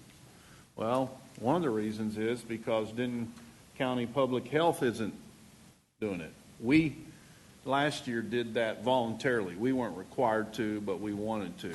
We still, even this year, will have to report our lab-confirmed COVID cases to the state health department once a week. And so I think it was yesterday, but it seems to sort of blend in, that we have changed and pivoted. That's Ms. Prosnick's favorite word. But we have pivoted on that. We will provide that data about our campuses once a week, the same data that we have to provide to the state.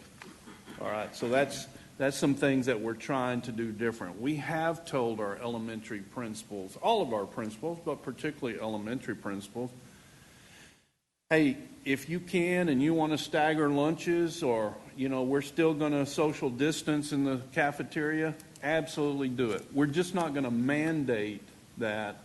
Any of those kind of things that they can be flexible on, we absolutely want them to. None of us want to be in this situation. And like I said earlier, I certainly understand the anxiety from some of our families, and we're going to continue to do our very best as we navigate the situation. Thank you. Thank you. Dr. Rogers, I appreciate, Dr. Hart, thank you very much.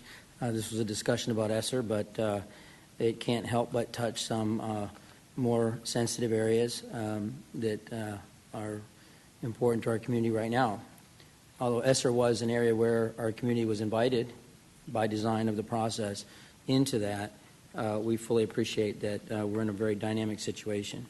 And Dr. Rogers, I appreciate the way you've approached this, and I appreciate, Dr. Bonner, too, the question on some clarification, which I think Dr. Rogers is going to provide anyway, which is, there's some flexibility here at our campuses. Now, I just want to, because what happens here is what we get compared to other districts. And Dr. Rogers, I think you did a good job comparing the districts you spoke to. There are other school options, private school, charter schools, et cetera, none of which will be offering virtual learning. But just to draw some comparisons, there are two things that I think you said. One is Denton has a waiting list for their program. Is that correct? Yes. They offer for about 200 students or so. I don't have the exact number, but they do have a wait 300. list. I think it's grown. Yeah. But they've been preparing for it since, mid last spring.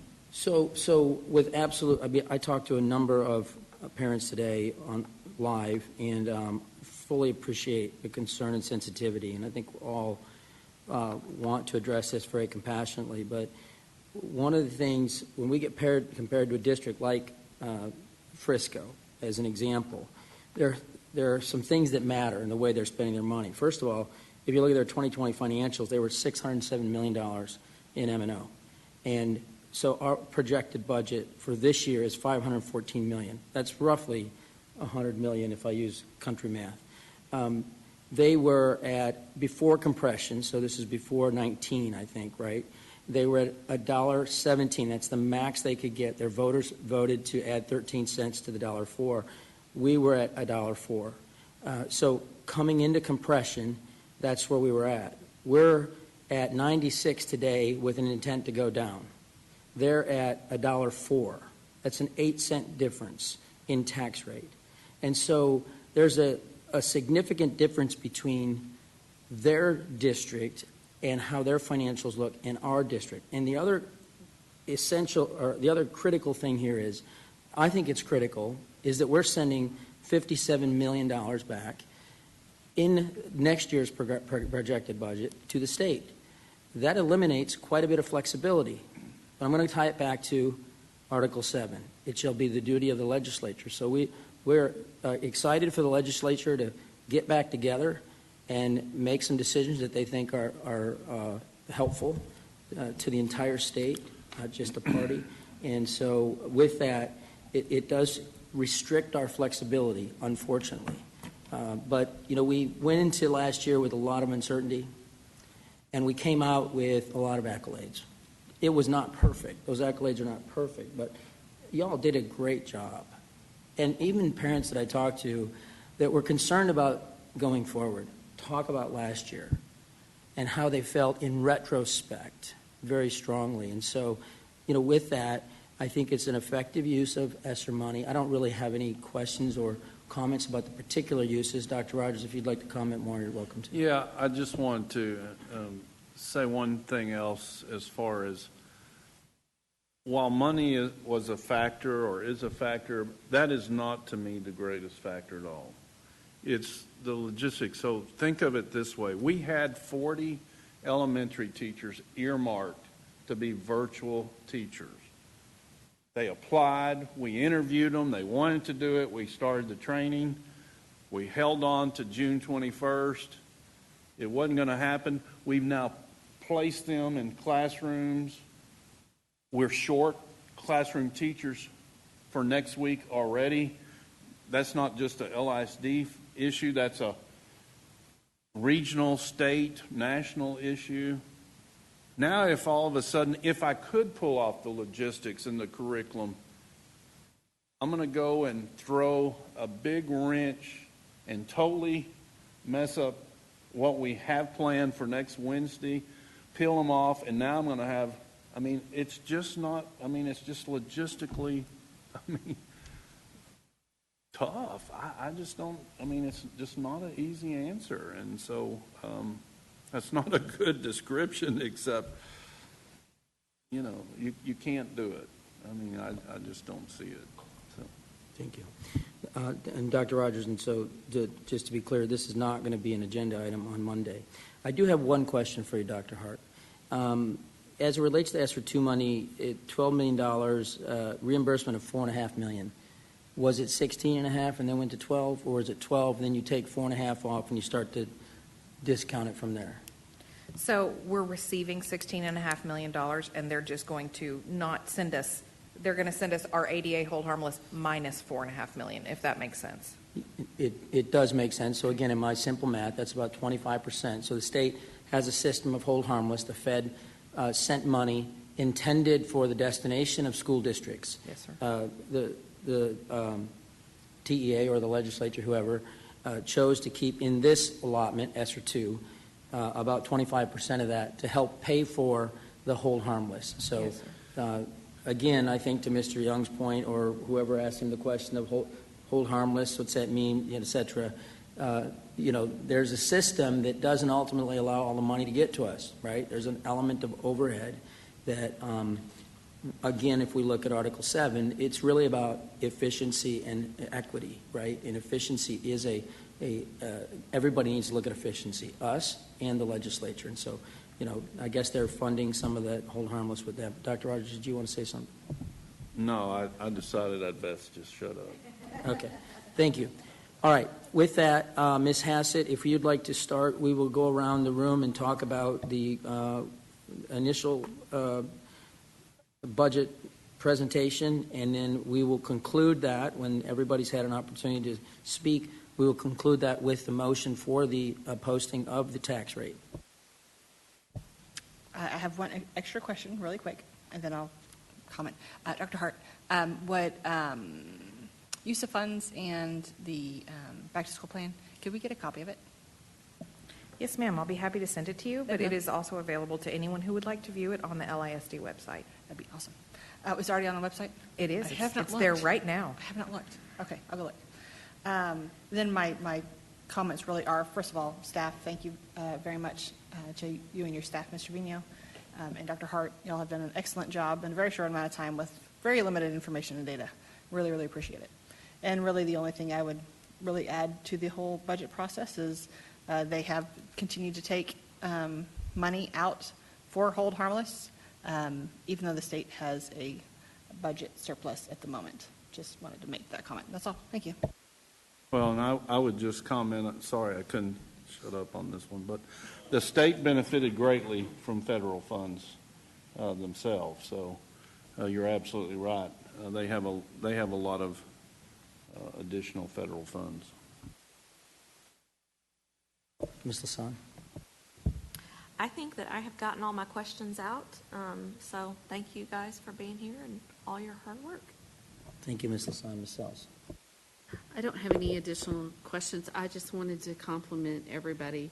When you all present things to us, it is impeccable. It's where we understand, we walk away with full understanding. You placate our comments in times when sometimes it's just we need to say something. And I just want to say I appreciate it. So thank you very much. And I would say that as my husband sometimes accuses me of creative money laundering in our home, so I think that the state has maybe taken a couple of lessons, so. Oh, I look forward to talking to Chris about that. Ms. Prosnick? I thank you for the presentation. I thank you for the work. Rosemary, I know you do a great deal of work on this, and I appreciate it. I would remind people that we are subject to a lot of other government entities that we don't get to control a lot as a school board. As you heard earlier tonight, we can't even control our own M&O tax rate. So, primary season's coming. At some point, it will come. I highly recommend that you ask the people who make those laws why. I would ask them why they don't trust locally elected school boards to make the decisions for their communities. I think they may talk about local government is important. They talk about less government, and I think you have less government when you trust the government that is closest to you. So, for the 4 people that are probably listening, find a friend, ask them to ask the people that are running, do you think that local government matters? They'll probably say yes. Then ask them why they don't trust us with legislation. Ask them why they don't trust you as a taxpayer and as a voter to make an informed decision in who represents you on a school board. That's my takeaway from tonight, is that I can look at this budget and it's numbers, it's math. It is not anything more than that. Getting money, you're spending money. But the important thing is that the benefactors of this money are the 50,000 students that we serve. And those 50,000 students that we serve are what I like to call pebbles in a pond. And the ripples that those 50,000 students will make as they matriculate through LISD and as they move out into the world, this is a good investment. And I would hope that when you get your tax bill and you pay it, you don't see it as a tax bill, you see it as an investment in the future, and you see it as an investment of the kids that you see walking to our schools and riding on our buses, because that, to me, is really what this budget is about.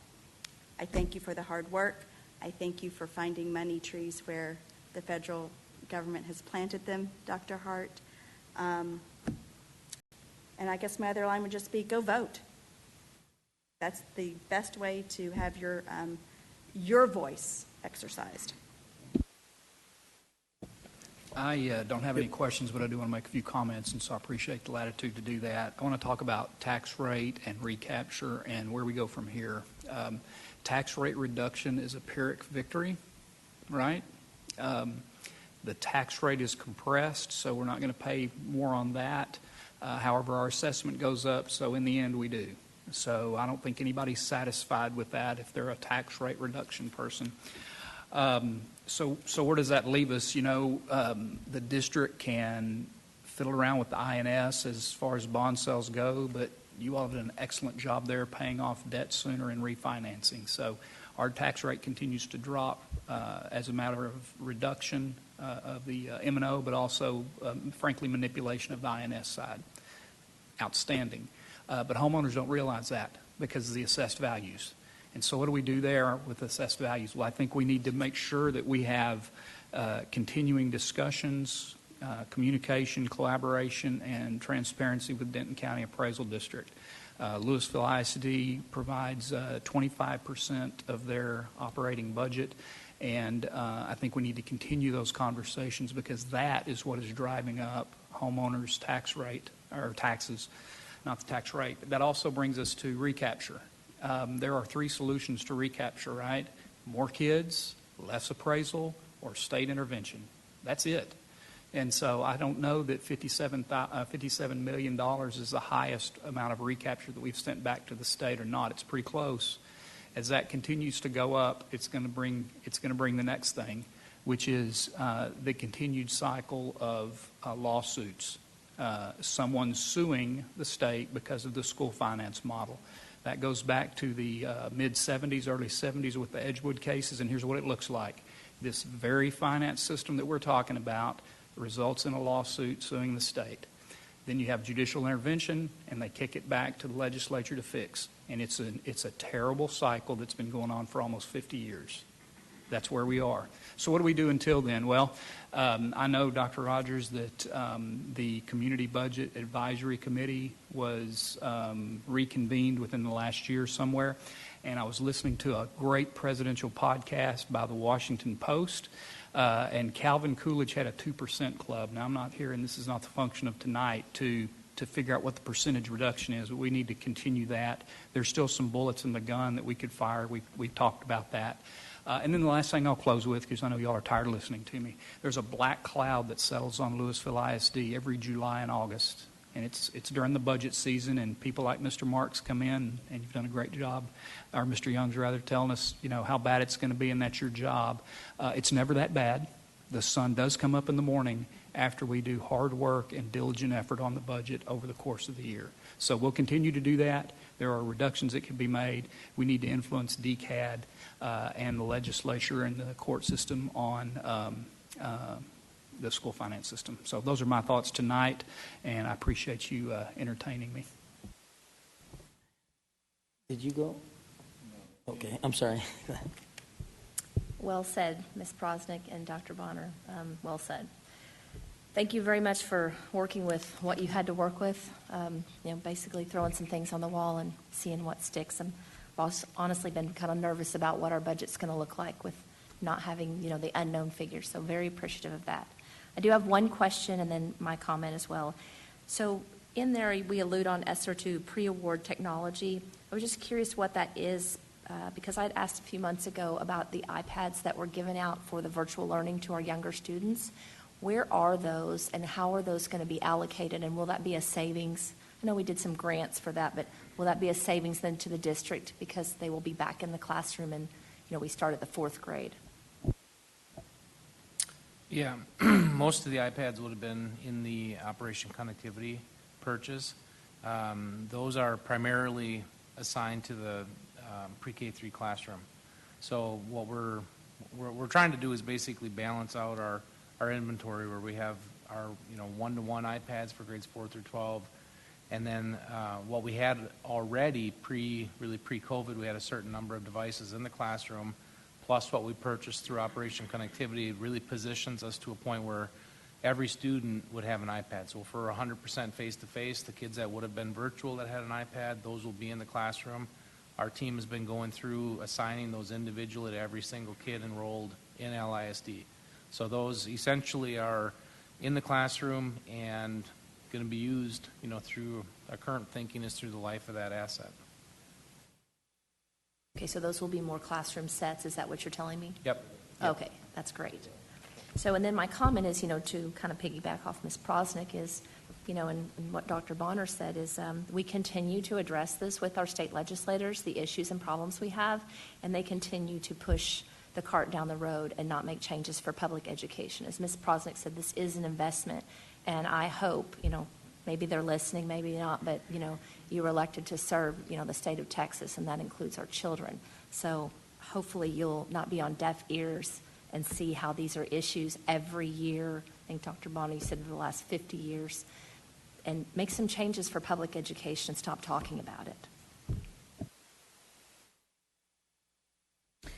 Ms. Cox, thank you. I agree. I think everybody's had some good comments and appreciate you indulging us in the comments as usual.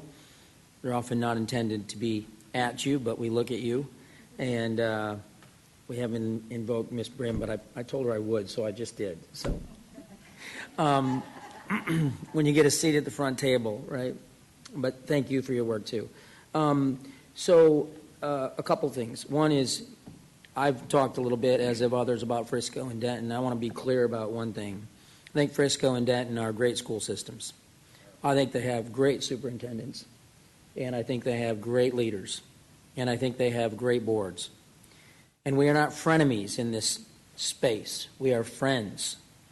And we share with Frisco a population, right, with the city of Frisco. One of our members lives in that slice of the city. It's an important part. But I raise that because it's important to continue to make the point that when people draw a comparison, that they understand the distinctives. And so I think we've done that adequately.